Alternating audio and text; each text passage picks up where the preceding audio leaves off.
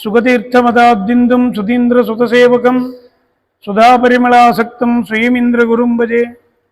ಸ್ವಯಮಿಂದ್ರಕರಾಬ್ಜೋತ್ಥಂ ಸುವಿದ್ಯಾ ಬೋಧಕಂ ಸದಾ ಸುಮೂಲರಾಮಪೂಜಾಢ್ಯಂ ಸುಜಯೀಂದ್ರ ಗುರುಂ ಭಜೆ. ಸುಧೀಜನ ಸುಮಂದಾರಂ ಸುಧೀಂದ್ರ ಸುತಸುಪ್ರಿಯಂ ಸುಷಮೀಂದ್ರ ಗುರುಂ ವಂದೇ ಸುಜಯೀಂದ್ರ ಕರೋದ್ಭವಂ. ಸುಷಮೀಂದ್ರಕರಾಬ್ಜೋತ್ಥಂ ರಾಘವೇಂದ್ರ ಗುರುಪ್ರಿಯಂ ಸುಯತೀಂದ್ರ ಗುರುಂ ವಂದೇ ಮೂಲರಾಮಾರ್ಚನೆ ರಥಂ. ಆಪಾದಮೌಲಿಪರ್ಯಂತಂ ಗುರುಣಾಂ ಆಕೃತಿಂ ಸ್ಮರೇತ್ ತೇನ ವಿಘ್ನಾಃ ಪ್ರಣಶ್ಯಂತಿ ಸಿದ್ಧ್ಯಂತಿ ಚ ಮನೋರಥಾಃ. ಅಧುನಾ ಪೀಠದಲ್ಲಿ ವಿರಾಜಮಾನರಾದ ಶ್ರೀ ಶ್ರೀ ಸುಬುಧೇಂದ್ರ ತೀರ್ಥ ಶ್ರೀಪಾದಂಗಳವರ ಚರಣಾರವಿಂದಗಳಲ್ಲಿ ಅನಂತಾನಂತ ಭಕ್ತಿಪೂರ್ವಕ ನಮನಗಳನ್ನು ಸಲ್ಲಿಸುತ್ತಾ ಹಾಗೂ ಇಲ್ಲಿ ಸೇರಿರತಕ್ಕಂತಹ ಎಲ್ಲರಿಗೂ ಕೂಡ ನನ್ನ ನಮನಗಳನ್ನು ಸಲ್ಲಿಸುತ್ತಾ, ಇವತ್ತಿನ ದಿವಸ ರಾಯರ ವೈಭವ, ಜೀವನದ ವೈಭವವನ್ನೇ ವಿಷಯವನ್ನಾಗಿ ಕೊಟ್ಟಿದ್ದಾರೆ. ಅದನ್ನು ಯಥಾಮತಿ ನೋಡೋಣ ಅಂಥೇಳಿ. ರಾಯರು ಉತ್ತಮವಾದ ವಂಶದಲ್ಲಿ ಬಂದಿರತಕ್ಕಂತಹ ವ್ಯಕ್ತಿಗಳು.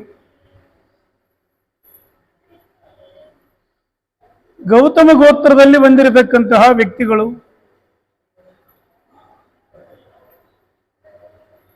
ತಿಮ್ಮಣಾರ್ಯರು ಗೋಪಿಕಾಂಬ ಎಂಬತಕ್ಕಂತಹ ಸ್ತ್ರೀಯರಲ್ಲಿ ದಂಪತಿಗಳಲ್ಲಿ ಜನಿಸಿರತಕ್ಕಂತಹ ವ್ಯಕ್ತಿಗಳು. ಅನೇಕ ವರ್ಷಗಳ ಕಾಲ ಶ್ರೀನಿವಾಸನ ಸೇವೆಯನ್ನು ಮಾಡಿ ಉತ್ತಮನಾಗಿರತಕ್ಕಂತಹ ಒಂದು ಮಗುವನ್ನು ಹೊಂದುತ್ತಾರೆ.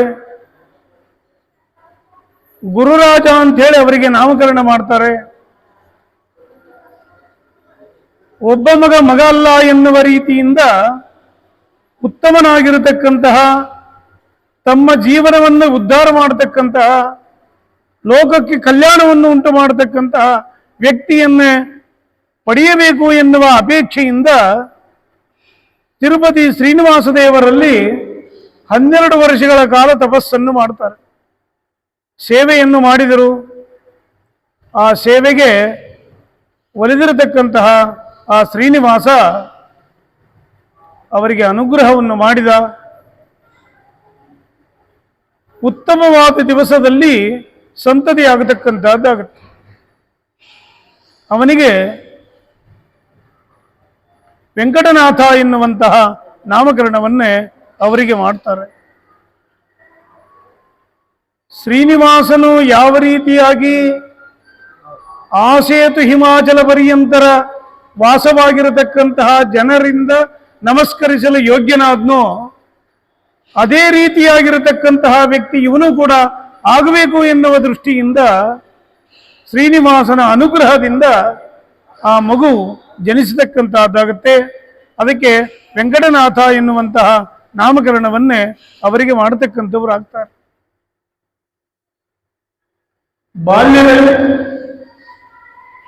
ಬಾಲ್ಯದಲ್ಲೇನೆ ಅವರಿಗೆ ಶಾಸ್ತ್ರಗಳ ಅಧ್ಯಯನ,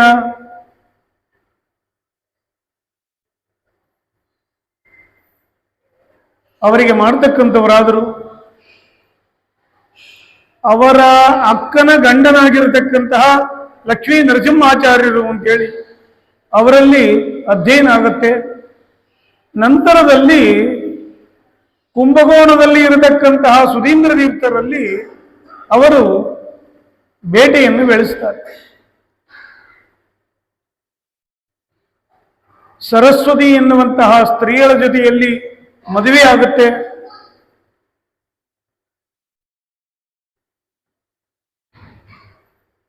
ಮದುವೆಯಾಗಿ ಕೆಲವು ದಿವಸಗಳ ನಂತರದಲ್ಲಿ ಅವರಿಗೆ ಅನಿಸ್ತಂತೆ, ವಿದ್ಯೋದ್ಯೋಗಾತ್ ವಾಸರಾನ್ ಯಾಪಯಂತಂ. ಕಾಲವನ್ನು ಹೇಗೆ ಕಳೀತಾ ಇದ್ರು ಅಂತಂದ್ರೆ, ಪಾಠ ಪ್ರವಚನಗಳಿಂದ ಅವರು ಕಾಲವನ್ನು ಕಳೆಯತಕ್ಕಂಥವರಾಗಿದ್ದರು. ಪಾಠ ಪ್ರವಚನವೇ ಅವರ ಉದ್ಯೋಗ. ಆ ಒಂದು ಉದ್ಯೋಗದಿಂದ ಕಾಲವನ್ನೇ ಕಳೆಯತಕ್ಕಂಥವರಾದರು.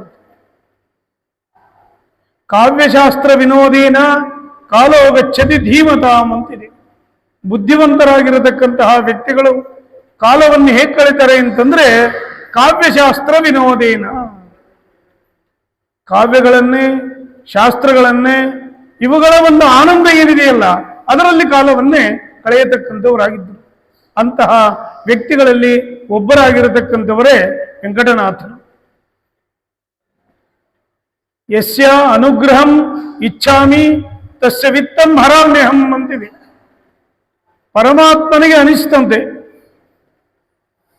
ಯಾರ ಮೇಲೆ ನಾನು ಅನುಗ್ರಹವನ್ನು ಮಾಡಬೇಕು ಅಂತೇಳಿ ಅಪೇಕ್ಷೆ ಪಡ್ತೇನೋ ಅವನು ಮಾಡೋ ಕೆಲಸ ಏನು ಅಂದ್ರೆ ತಸ್ಯ ವಿತ್ತಂ ಹರಾಮ್ಯಹಂ, ಅವನ ಸಂಪತ್ತನ್ನ ಹರಣ ಮಾಡ್ತಾನಂತೆ ಮೊದಲು. ಎಂ ಏವ ಏಷಃ ವೃಣತೆ ತೇನ ಲಭ್ಯ ಅಂತಲೂ ಇದೆ. ನಾವು ಅವನನ್ನು ಹೊಂದುತ್ತೀವಿ ಅಂತಂದ್ರೆ ಹೊಂದಲಿಕ್ಕಾಗಲ್ಲ, ಅವನಿಗೆ ಅನಿಸಬೇಕು ನಾನು ಇವನಿಗೆ ಅನುಗ್ರಹವನ್ನು ಮಾಡ್ತೇನೆ ಅಂತ ಹೇಳಿ. ಆಗ ಅವನು ಈ ವ್ಯಕ್ತಿ ಅವನನ್ನು ಹೊಂದೋದಕ್ಕೆ ಯೋಗ್ಯನಾಗತಕ್ಕಂಥವನಾಗ್ತಾನೆ. ಹಾಗೆ ರಾಯರಿಗೆ ಅಂದ್ರೆ ವೆಂಕಟನಾಥರಿಗೆ ಎಷ್ಟು ಸಂಪತ್ತಿತ್ತು ಅಂತಂದ್ರೆ ಅವರಿಗೆ ಮಗನಾಗಿರತಕ್ಕಂತಹ ಲಕ್ಷ್ಮೀನಾರಾಯಣಾಚಾರ್ಯರ ಜನನ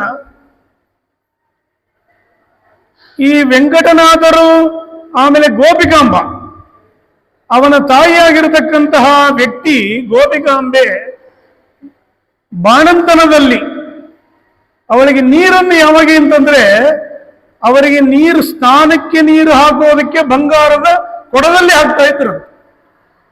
ಬಂಗಾರದ ಪಾತ್ರೆಯಲ್ಲಿ ನೀರನ್ನು ಕಾಸಿ ಅವರಿಗೆ ಸ್ನಾನಕ್ಕೆ ಹಾಕ್ತಾ ಇದ್ರು ಅಂತಂದ್ರೆ ಅದಕ್ಕೆ ಎಷ್ಟು ಸಂಪತ್ತಿತ್ತು ಲೆಕ್ಕ ಹಾಕಿ. ವೆಂಕಟನಾಥರ ಸಂಪತ್ತಿಗೆ ಸಾಮ್ಯವನ್ನು ಹೇಳಲಿಕ್ಕಿಲ್ಲವೇ ಇಲ್ಲ.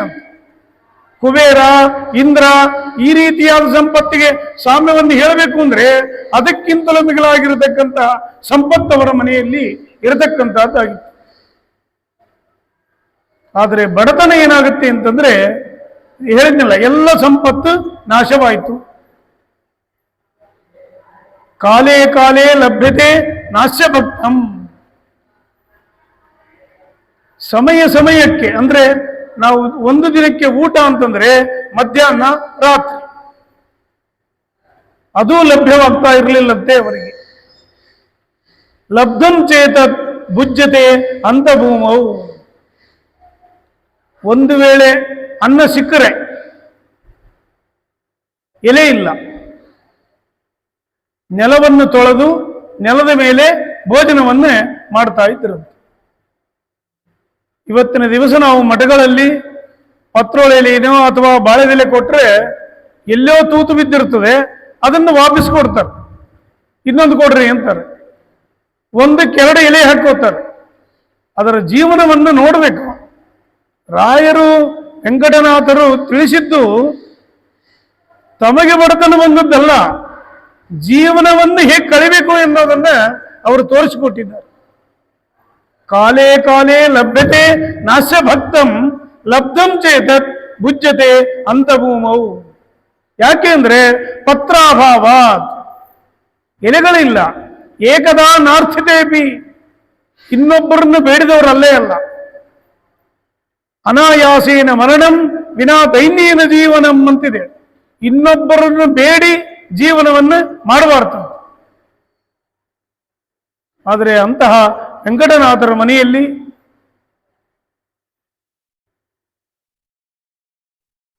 ಒಂದು ವರ್ಷಕ್ಕೆ ಒಮ್ಮೆ ಬಟ್ಟೆ ಧಾರಣ ಮಾಡ್ತಾ ಇದ್ರು. ವತ್ಸರ ಸೇಕವಾರಂ, ಅದರಲ್ಲಿ ತೆಳ್ಳಗಾಗಿರತಕ್ಕಂತಹ ಬಟ್ಟೆ ಅಂತೂ ಇನ್ನೂ ಇಲ್ಲ, ಅದರಲ್ಲಿ ರೇಷ್ಮೆ ಬಟ್ಟೆ ಎಂಬತಕ್ಕಂತಹದ್ದು ದೂರತೋಪಾಸ. ಒಂದು ವರ್ಷಕ್ಕೆ ದಪ್ಪದಾಗಿರತಕ್ಕಂತಹ ಬಟ್ಟೆಯನ್ನು ಒಮ್ಮೆ ಧಾರಣ. ಅದೇ ಹಾಗೆ ತೈಲಾಭ್ಯಂಗಂ ವತ್ಸರ ಸೇಕವಾರಂ, ಇವತ್ತು ಅವರ ಹೆಸರ ಮೇಲೆ ದಿನ ರೇಷ್ಮೆ ಬಟ್ಟೆಯನ್ನು ಧಾರಣ ಮಾಡ್ತೇವೆ. ದಿನ ಸುವಾಸನೆಯಿಂದ ಕೂಡಿದ ಎಣ್ಣೆಯನ್ನೇ ಹಚ್ಚಿಕೊಳ್ತೇವೆ, ಕೇವಲ ಅವರ ನಾಮಸ್ಮರಣೆಯಿಂದ. ಆದರೆ ಅವರು ಜೀವನವನ್ನು ಹೇಗೆ ಕಳಿಬೇಕು ಎನ್ನುವುದನ್ನ ತಿಳಿಸಿಕೊಡ್ತಾರೆ. ಕಾಲೇ ತೈಲಾಭ್ಯಂಗಂ ವತ್ಸರ ಸೇಕವಾರಂ ನೈತಸ್ಯಾಸ್ತಿ ಪ್ರಾಜ್ಯಮಾಜ್ಯಂ ಕಥಂ ಸ್ಯಾತ್. 1 ವರ್ಷಕ್ಕೆ ಒಮ್ಮೆ ಎಣ್ಣೆ ಅಭ್ಯಂಗನ ಸ್ಥಾನಕ್ಕೆ ಸಿಗಬೇಕು ಅಂದರೆ ಇನ್ನು ದಪ್ಪದಾಗಿರತಕ್ಕಂತಹ ತುಪ್ಪ ದುರದೋಪಾಸ್ತ ಇಲ್ಲವೇ ಇಲ್ಲ. ಇಂತಹ ವ್ಯಕ್ತಿಗಳ ಮನೆಯಲ್ಲಿ ಜೀವನವನ್ನು ಕಳೆಯತಕ್ಕಂತಹ ಸಂದರ್ಭದಲ್ಲಿ ಒಡಕಲ ಪಾತ್ರೆಗಳು ಒಂದು ಸರ್ತಿ ನೀರು ತುಂಬಿದರೆ ಪಾತ್ರೆಗೆ 2 ತುತ್ತು ಉಣ್ಣೋದ್ರೊಳಗೆ ಆ ಪಾತ್ರೆಯಲ್ಲಿ ಇರತಕ್ಕಂತಹ ನೀರೆಲ್ಲ ಖಾಲಿ ಆಗ್ತಾ ಇತ್ತು. ಭಿನ್ನ ಪಾನೀಯ ಪಾತ್ರೆ ಜೀರ್ಣಸ್ಥಲ್ಯಾಂ ದಸ್ಯುಭಿಹಿ ನಿಯಮಾನೆ. ಒಡೆದ ಪಾತ್ರೆಗಳು ರಾತ್ರಿ ನಿದ್ರೆ ಮಾಡಿದ್ದಾರೆ, ಜೀರ್ಣವಾದ ವಸ್ತ್ರಗಳು, ಇದನ್ನೆಲ್ಲ ಚೋರನಾಗಿರತಕ್ಕಂತಹ ವ್ಯಕ್ತಿ ಅಂದರೆ ಕಳ್ಳರು ಬಂದು ಇದ್ದ ಪದಾರ್ಥಗಳನ್ನೆಲ್ಲ ತಗೊಂಡೋದ್ರು. ಅವರು ಬಿಟ್ಟಿದ್ದೇನು ಅಂದ್ರೆ ಭಾವಿ ಕೌಪೀನ ಮಸ್ಯ, ಒಂದು ಲಂಗೋಟಿ ಮಾತ್ರ ಬಿಟ್ಟೋಗಿದ್ದರಂತೆ. ಯಾಕೆ ಅಂದ್ರೆ ಮುಂದೆ ಸನ್ಯಾಸಿ ಆಗ್ತಾನೆ, ಅದಕ್ಕೇನಾದ್ರೂ ಉಪಯೋಗ ಆಗುತ್ತೇನೋ ಅನ್ನುವ ದೃಷ್ಟಿಯಿಂದ ಆ ಕೌಪೀನವನ್ನು ಮಾತ್ರ ಬಿಟ್ಟೋಗಿದ್ರಂತೆ. ಪ್ರಾತಃ ಕಾಲದಲ್ಲಿ ನೋಡ್ತಾರೆ, ಸರಸ್ವತಿ ನೋಡಿದ್ಲು, ಏನೂ ಇಲ್ಲ ಮನೆಯಲ್ಲಿ ಪಾತ್ರೆ, ರೋದನ ಮಾಡ್ತಾ ಕೂತಿದ್ದಾಳು. ವೆಂಕಟನಾಥರು ಕೂಡ ರೋದನ ಮಾಡಿದರಂತೆ. ಅಲ್ಲರಿ ಅವರು ವೈರಾಗ್ಯವಂತರು, ವೈರಾಗ್ಯ ಶಿಖಾಮಣಿ, ಅವರ ಅಳೋದರಲ್ಲಿ ಏನಿದೆ ಅಂತಂದಾಗ ಆ ಸರಸ್ವತಿ ಕೇಳ್ತಾಳೆ, ಯಾಕೆ ರೋದನ ಮಾಡ್ತಾರೆ? ಸರಸ್ವತಿಗೆ ಸಮಾಧಾನ ಮಾಡಿದರಂತೆ. ಯಾಕೆ ಅಂದ್ರೆ ನಮ್ಮ ಮನೆ ಮೊದಲೇ ಬಡತನದ್ದು, ಇಂತಹ ಬಡತನದ ಮನೆಗೆ ಅವನು ಕಳ್ಳ ಬಂದು ಆ ಪದಾರ್ಥಗಳನ್ನು ತಗೊಂಡು ಹೋಗೇನೆ ಅಂದ್ರೆ ಅವನೆಂತಹ ಬಡವನಾಗಿರಬೇಕು ಅಂತೇಳಿ ಅವನ ಬಗ್ಗೆ ಯೋಚನೆಯನ್ನು ಮಾಡಿ ಆ ರಾಯರ ದುಃಖವನ್ನೇ ಹೊಂದತಕ್ಕಂಥವರಾದರು. ಇದು ರಾಯರಿಗೆ, ಅದಕ್ಕೇನೆ ಕರುಣಾ ಸಮುದ್ರರು ಅಂತಾರೆ ಅವರಿಗೆ. ಯಾವುದೋ ಒಂದು ನದಿಗೆ ಬಾವಿಗೆ ಹೋಲಿಸಲಿಲ್ಲ, ಕರುಣಾ ಸಮುದ್ರರಾಗಿರತಕ್ಕಂಥ ವ್ಯಕ್ತಿಗಳು ವೆಂಕಟನಾಥರು ಅಂದ್ರೆ ರಾಘವೇಂದ್ರ ತೀರ್ಥರು. ಇಂತಹ ವೆಂಕಟನಾಥರು ಜೀವನವನ್ನು ಕಳೆಯತಕ್ಕಂತಹ ಸಂದರ್ಭದಲ್ಲಿ ಅದಕ್ಕೆ ಹೇಳ್ತಾನೆ, ಸಂಪತ್ತೌಚ ವಿಪತ್ತೌಚ ಮಹತಾಂ ಏಕರೂಪತ ಅಂತಿದೆ. ಉದಯೇ ಸವಿತಾ ರಕ್ತ, ಮತ್ತು ಅದೇ ರೀತಿ ಅಸ್ತಮಿತೇ ರವು. ಸೂರ್ಯ ಬೆಳೆಯೋ ಕಾಲಕ್ಕೂ ಅಂದ್ರೆ ಉದಯಿಸೋ ಕಾಲಕ್ಕೆ ಕೆಂಪಾಗಿ ಉದಯಿಸ್ತಾನೆ, ಅಸ್ತಂಗತನಾಗೋ ಕಾಲಕ್ಕೆ ಕೆಂಪಾಗಿ ಅಸ್ತಂಗತನಾಗ್ತಾನೆ. ಮಹಾತ್ಮರಾಗಿರತಕ್ಕಂತಹ ವ್ಯಕ್ತಿಗಳು ಆ ರೀತಿಯಂತೆ ಸಂಪತ್ತೌಚ ವಿಪತ್ತೌಚ ಮಹತಾಂ ಏಕರೂಪದ. ವೆಂಕಟನಾಥರು ಹೇಗಿದ್ರು ಅಂದ್ರೆ ಸಂಪತ್ತು ಬಂದಾಗ ಹೇಗಿದ್ರು, ಬಡತನ ಬಂದಾಗೂ ಅದೇ ರೀತಿ ಇದ್ರು. ಹೋಗ್ಲಿ, ದಿನ ಏನಾದರೂ ಭೋಜನಕ್ಕೆ ಅವರಿಗೆ ಸಿಗ್ತಾ ಇತ್ತೇನು ಅಂದ್ರೆ 1 ತಿಂಗಳಿಗೆ 2 ಏಕಾದಶಿ ಬರುತ್ತೆ ನಮಗೆ. ಆ 2 ಏಕಾದಶಿ ಬಂದ್ರೇನೆ ಇಲ್ಲದೆ ಇದ್ದ ಚಟುವಟಿಕೆಯನ್ನು ನಾವು ಮಾಡ್ತೇವೆ. ಅಂದ್ರೆ ಇನ್ನೊಬ್ಬರು ನೋಡಿದ್ರೆ ಗೊತ್ತಾಗ್ಲಿ ಅಂತ ಎನ್ನುವ ದೃಷ್ಟಿನೋ ಅಥವಾ ನಮ್ಮ ದೇಹದಲ್ಲಿ ಕುಗ್ಗಿರುತ್ತೋ ಅಂತನೋ ಆಗ ನಾವು ಸುಸ್ತಾಗಿ ಮಲ್ಕೊಳ್ತೀವಿ, ಗಾಳಿ ಹಾಕೊಳ್ತೀವಿ, ಇಲ್ಲದೆ ಇರುವಂತಹ ಚಟುವಟಿಕೆಗಳನ್ನೇ ನಾವು ಮಾಡ್ತೇವೆ. ಆದರೆ ವೆಂಕಟನಾಥರಿಗೆ 5-6 ಎಲ್ಲ ಸೇರಿ 9 ಆಗ್ತಾ ಇತ್ತಂತೆ. 9 ದಿವಸಗಳ ಕಾಲ ಅವರು ಉಪವಾಸವನ್ನೇ ಕಳೆಯುತ್ತಾ ಇದ್ರು. ಯಾರಾದರೂ ಮನೆಗೆ ಇವತ್ತಿಗಾಗುತ್ತೆ ನಾಳೆಗೆ ಅಂತೇಳಿ ತಂದು ಕೊಟ್ರೆ ಅದನ್ನು ವಾಪಸ್ ಕಳಿಸ್ತಾ ಇದ್ರಂತೆ.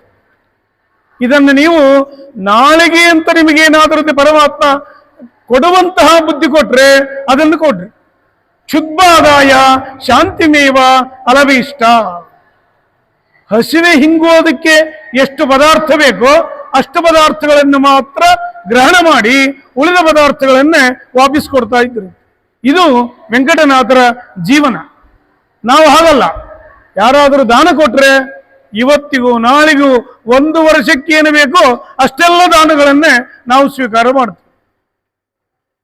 ವೆಂಕಟನಾಥರು ಆ ಜೀವನವನ್ನೇ ಮಾಡಲಿಲ್ಲ, ಅದನ್ನು ತೋರಿಸಿಕೊಡ್ತಾರೆ ಲೋಕಕ್ಕೆ. ಕ್ಷುದ್ಬಾದಾಯ ಶಾಂತಿಮೇವ ಅಲಭೀಷ್ಟ. ನಮಗಿವತ್ತು ಬದುಕೋದಕ್ಕೆ ಎಷ್ಟು ಬೇಕೋ ಅಷ್ಟು ಪದಾರ್ಥಗಳು ಸಿಕ್ಕರೂ ಸಾಕು. ಒಂದೊಂದು ಸಲ ಸಿಗ್ತಾ ಇರಲಿಲ್ಲ. ಆಗೇನ್ ಮಾಡ್ತಿದ್ರಂತೆ, ಆದರಾತ್ ಭೋಕ್ತೃ ಚಿನ್ನಂ ಅಂತಿದೆ. ಅಕ್ಷತೆ ಅಂಗಾರಗಳನ್ನೇ ಧಾರಣ ಮಾಡಿ ಪಾಠ ಪ್ರವಚನ ಮಾಡ್ತಾ ಇದ್ರಂತೆ. ಒಂದು ವೇಳೆ ಹಚ್ಚಿಕೊಳ್ಳದೇ ಇದ್ರೆ ಯಾರಾದರೂ ಮನೆಗೆ ಊಟಕ್ಕೆ ಕರೀತಾರೇನೋ ಅಂತೇಳಿ ಅವರಿಗೆ ಹಚ್ಕೊಂಡ್ಬಿಟ್ರೆ ಆಚಾರದ ಊಟ ಆಗಿದೆ ಹಾಗೆ ಅಂತೇಳಿ ಅವರು ತಿಳ್ಕೊಳ್ಳಿ ಎನ್ನುವ ದೃಷ್ಟಿಯಿಂದ ಆ ಭೋಕ್ತೃ ಚಿಹ್ನೆಗಳನ್ನು ಧಾರಣ ಮಾಡಿ ಪಾಠ ಪ್ರವಚನವನ್ನೇ ಆ ವೆಂಕಟನಾಥರು ದಿನ ನಡೆಸ್ತಕ್ಕಂಥವ್ರಾದರು. ಹೋಗ್ಲಿ, ಇವರದ ಹಣೆವಾರನು ಹೀಗೆ ಇದ್ರೆ ಪತ್ಯಾಕಾರ ಸ್ಪರ್ಶನಾಲಾಪಜಾತಂ. ಹೆಂಡತಿಗೇನ್ ಗ್ರಾಚಾರ್ರಿ, ಅವಳೇನಾದ್ರೂ ಬೈಬೋದಾಗಿತ್ತು. ಇವತ್ತು ಒಂದು ಸ್ವಲ್ಪ ತಡವಾದರೆ ಮನೆಯಲ್ಲಿ ಹಿಂದೆ ಮುಂದಾಗುತ್ತೆ. ಆದರೆ ಅಲ್ಲಿಲ್ಲ, ಅಲ್ಲಿ ಸರಸ್ವತಿ ಹಾಗೆ ಮಾಡಲಿಲ್ಲ. ಪತ್ಯಾಕಾರ ಸ್ಪರ್ಶನ ಆಲಾಪಜಾತಂ. ವೆಂಕಟನಾಥರು ಪಾಠ ಪ್ರವಚನಗಳನ್ನೇ ಮುಗಿಸಿ ಮನೆಯಲ್ಲಿ ಬಂದ ಮೇಲೆ ಪತ್ಯಾಕಾರ ಸ್ಪರ್ಶನ, ಹೆಂಡತಿ ಮೇಲೆ ಒಂದು ಸ್ವಲ್ಪ ಕೈಯಾಡಿತು. ಆಲಾಪ, ಹಿತವಾಗಿರತಕ್ಕಂತಹ ನುಡಿಗಳನ್ನೇ ಅವಳಿಗೆ ಹೇಳಿಬಿಟ್ರೆ ಬೆಳಗ್ಗಿನಿಂದ ಏನು ಕಾದಿರ್ತಾ ಇದ್ಲಲ್ಲ ಅದೆಲ್ಲವೂ ಕೂಡ ದುಃಖ ಮರೆಯಾಚು. ಪತ್ಯಾಕಾರ ಸ್ಪರ್ಶನ ಲಾಭಜಾತಂ. ಹೀಗೆ ಆ ಗಂಡ ಹೆಂಡತಿ ಅಂದ್ರೆ ವೆಂಕಟನಾಥರು ಸರಸ್ವತಿ ಎನ್ನುವಂತಹ ಆ ಮಾತೆ ಇಬ್ಬರು ಕೂಡ ಜೀವನವನ್ನೇ ಕಳೆಯತಕ್ಕಂಥವರಾಗಿದ್ದಾರೆ. ಇಂತಹ ವೆಂಕಟನಾಥರಿಗೆ ಆಶ್ರಮವನ್ನು ಕೊಡಬೇಕು ಎನ್ನುವ ದೃಷ್ಟಿ ಸುಧೀಂದ್ರ ತೀರ್ಥರಿಗೆ ಅವರಿಗೆ ಆಲೋಚನೆ ಬರತಕ್ಕಂಥದ್ದು. ಸುಧೀಂದ್ರ ತೀರ್ಥರಿಗೆ ಸ್ವಪ್ನದಲ್ಲಿ ಆಗುತ್ತಂತೆ. ರಾಮದೇವರು ಬಂದು ಸುಧೀಂದ್ರ ತೀರ್ಥರ ಸ್ವಪ್ನದಲ್ಲಿ ಹೇಳ್ತಾನೆ, ನಿನ್ನ ಅವಧಿ ಎಷ್ಟು ಇದೆ ಅಂತಂದ್ರೆ ವತ್ಸರ ದ್ವಂದ್ವಮೇವ. ದೇವರೇ ತಿಳಿಸಿಬಿಟ್ಟ ಅವರಿಗೆ, ನೀನು ಇನ್ನು 2 ವರ್ಷ ಕಾಲ ಮಾತ್ರ ಬದುಕುತ್ತಿ ಎನ್ನುವ ದೃಷ್ಟಿಯನ್ನೇ ಅಲ್ಲೇ ತಿಳಿಸಿದ್ದಾನೆ. ಹಾಗಾದ್ರೆ ಆಶ್ರಮ ಯಾರಿಗೆ ಕೊಡಬೇಕು ಅಂದ್ರೆ ವೆಂಕಟನಾಥ ಅಂತ ಏನು ಬರ್ತಾನೆ ಅವನಿಗೆ ಆಶ್ರಮವನ್ನೇ ನೀವು ಕೊಡತಕ್ಕಂಥವರಾಗಬೇಕು. ಪ್ರತಿ ದಿವಸ ಬರ್ತಾ ಇದ್ರು ಸುಧೀಂದ್ರ ತೀರ್ಥರ ದರ್ಶನ, ಮತ್ತ ಮನೆಗೆ ಹೋಗಿ ಭೋಜನಾದಿಗಳನ್ನೇ ಮಾಡೋದು. ಇವರನ್ನ ಕರೆದು ಅವರು ಹೇಳಿದರು, ಹೀಗೆ ಸ್ವಪ್ನ ಆಗಿದೆ, ನಿನಗೆ ಆಶ್ರಮ ಕೊಡಬೇಕಾಗಿದೆ, ಆದ್ದರಿಂದ ನೀನು ಆಶ್ರಮವನ್ನೇ ಸ್ವೀಕಾರ ಮಾಡಬೇಕು. ಆಗ ಕೇಳಿಲ್ಲ. ಬಾಲ ಭಾರ್ಯ ಬಾಲಕೋ ನೋಪನೀತ ಬಾಲಶ್ಚಾಹಂ ಆಶ್ರಮೇ ನಾಸ್ತಿ ವಾಂಚ. ನನಗಿನ್ನೂ 22 ವಯಸ್ಸು. ನನ್ನ ಹೆಂಡತಿ ಅವಳು ಚಿಕ್ಕವಳಾಗಿರತಕ್ಕಂಥವಳು. ಬಾಲಕ ನೋಪನೀತ, ಹುಡುಗನಿಗೆ ಇನ್ನೂ ಉಪನಯನ ಆಗಿಲ್ಲ ಅಂತಂದ್ರೆ ಅವನಿಗೆ ಎಷ್ಟು ವಯಸ್ಸಿರಬೇಕು ಲೆಕ್ಕ. 8ನೇ ವಯಸ್ಸಿಗೆ ಉಪನಯನ ಆಗೋಗ್ಬಿಡ್ತಾ ಇತ್ತು. ಉಪನಯನ ಆಗಿಲ್ಲ ಅಂದ್ರೆ 7 ಅಥವಾ 6 ವಯಸ್ಸಿನ ಬಾಲಕನಾಗಿರಬೇಕು. ಅವನೇ ಅಷ್ಟಿರ್ಬೇಕಾದ್ರೆ ಅವನ ತಾಯಿ ಇನ್ನೂ ಇದಾಗಿರ್ತಾಳೆ. ಇವರಿಗಂತೂ 22ರ ಒಳಗಡೆ ಇರತಕ್ಕಂತಹ ವಯಸ್ಸು. ಅದನ್ನ ಹೇಳ್ತಾನೆ, ಬಾಲ ಭಾರ್ಯ ಬಾಲಕೋ ನೋಪನೀತ ಬಾಲಶ್ಚಾಹಂ. ಹೋಗ್ಲಿ, ನಾನೇನಾದರೂ ವೃದ್ಧನಾಗಿದ್ದೇನೆ ಅಂತಂದ್ರೆ ನಾನು ಇನ್ನೂ ಬಾಲಕನೇ, ನಾನು ಕೂಡ ಬಾಲಕ. ಇಷ್ಟು ಇದ್ದು ನನಗೇನಾದ್ರೂ ಆಶ್ರಮದಲ್ಲಿ ಇಚ್ಛೆ ಇದೆಯೇನು ಅಂತಂದ್ರೆ ಆಶ್ರಮೇ ಆಸ್ತಿ ವಾಂಚ, ಅದರಲ್ಲಿ ಇಚ್ಛೆನೇ ಇಲ್ಲ ನನಗೆ. ನಿರ್ಬಂಧಸ್ಸೇ ನಿರ್ಗಮಿಸ್ಯಾಮಿ ನೂನಂ. ಒಂದು ವೇಳೆ ಮೀರಿ ನೀವೇನಾದರೂ ನಿರ್ಬಂಧ ಮಾಡಿದ್ರೆ ಈ ಗ್ರಾಮ ಬಿಟ್ಟು ನಾನು ಕಾಣದೆ ಹೋಗತಕ್ಕಂಥವನಾಗ್ತೀನಿ ಅಂತೇಳಿ ಅವರಿಗೆ ಹೇಳಿದರು. ಆಗ ಸುಧೀಂದ್ರ ತೀರ್ಥರು ಅವರನ್ನ ಕರೆದು ಏಕಾಂತದಲ್ಲಿ ಕರೆದು ಅವರಿಗೆ ಉಪದೇಶ ಮಾಡ್ತಾನೆ. ಅದಕ್ಕೆ ಅತ್ಯಾದರಹ ಶಂಕನೀಯ ಅಂತಿದೆ. ಯಾರಿಗಾದರೂ ಅತಿಯಾದ ಆದರ ಮಾಡಿದ್ದಾರೆ ಅಂತಂದ್ರೆ ಅವ್ರಿಗೇನೋ ಟೋಪಿ ಹಾಕ್ತಾರೆ ಅಂತಾನೆ ಲೆಕ್ಕ. ಮಠಕ್ಕೆ ಬಂದಿರ್ತಾರೆ ಅಥವಾ ನಮ್ಮ ಮನೆಗೆ ಬಂದಿರ್ತಾರೆ, ಅವರಿಗೆ ಆಸನ ಕೊಟ್ಟು ಕೂಡ್ರಿ ಮಾಡ್ರಿ ಆದರ ಉಪಚಾರಗಳನ್ನೇ ನಿತ್ಯಕ್ಕಿಂತಲೂ ಅಧಿಕವಾದ ಉಪಚಾರಗಳು ಆದಾಗ ಏನೋ ಒಂದು ಡೌಟ್ ಆಗುತ್ತೆ. ಹಾಗೆ ಈ ವೆಂಕಟನಾಥರನ್ನೇ ಒಳಗಡೆ ಕರ್ಕೊಂಡೋಗಿ ಏಕಾಂತೇತೇರ್ ಬೋಧಿತ ಪ್ರತ್ಯವಾದಿ, ಏಕಾಂತದಲ್ಲಿ ಕರೆದುಕೊಂಡು ಹೋಗಿ ಸುಧೀಂದ್ರ ತೀರ್ಥರು ಅವರಿಗೆ ಉಪದೇಶ ಮಾಡ್ತಾರೆ. ವಾಲಿ ಧರ್ಮಾತ್ಮ ಜಾತಿಯ ಆ ಹೆಂಡತಿ ಮಕ್ಕಳಲ್ಲಿ ಮೋಹವನ್ನೇ ಬಿಡತಕ್ಕಂಥವನಾಗು. ವಾಲಿಯನ್ನು ನೋಡು, ಧರ್ಮರಾಜ, ಇವರೇ ಮೊದಲಾಗಿರತಕ್ಕಂತಹ ವ್ಯಕ್ತಿಗಳು ಸ್ತ್ರೀಯರಲ್ಲಿ ವ್ಯಾಮೋಹವನ್ನು ಇಟ್ಟುಕೊಂಡು ಹತರಾಗಿರತಕ್ಕಂಥವರಾಗಿದ್ದಾರೆ. ಹೀಗೆ ಉದಾಹರಣೆಗಳನ್ನು ಕೊಟ್ಟು ಲೋಕದ ರೀತಿಯನ್ನು ಹೇಳ್ತಾನೆ. ಓಂಕಾರಾಜ್ಞಂ ಸಾಂಗ ಸರ್ವಾಗಮಜ್ಞಂ,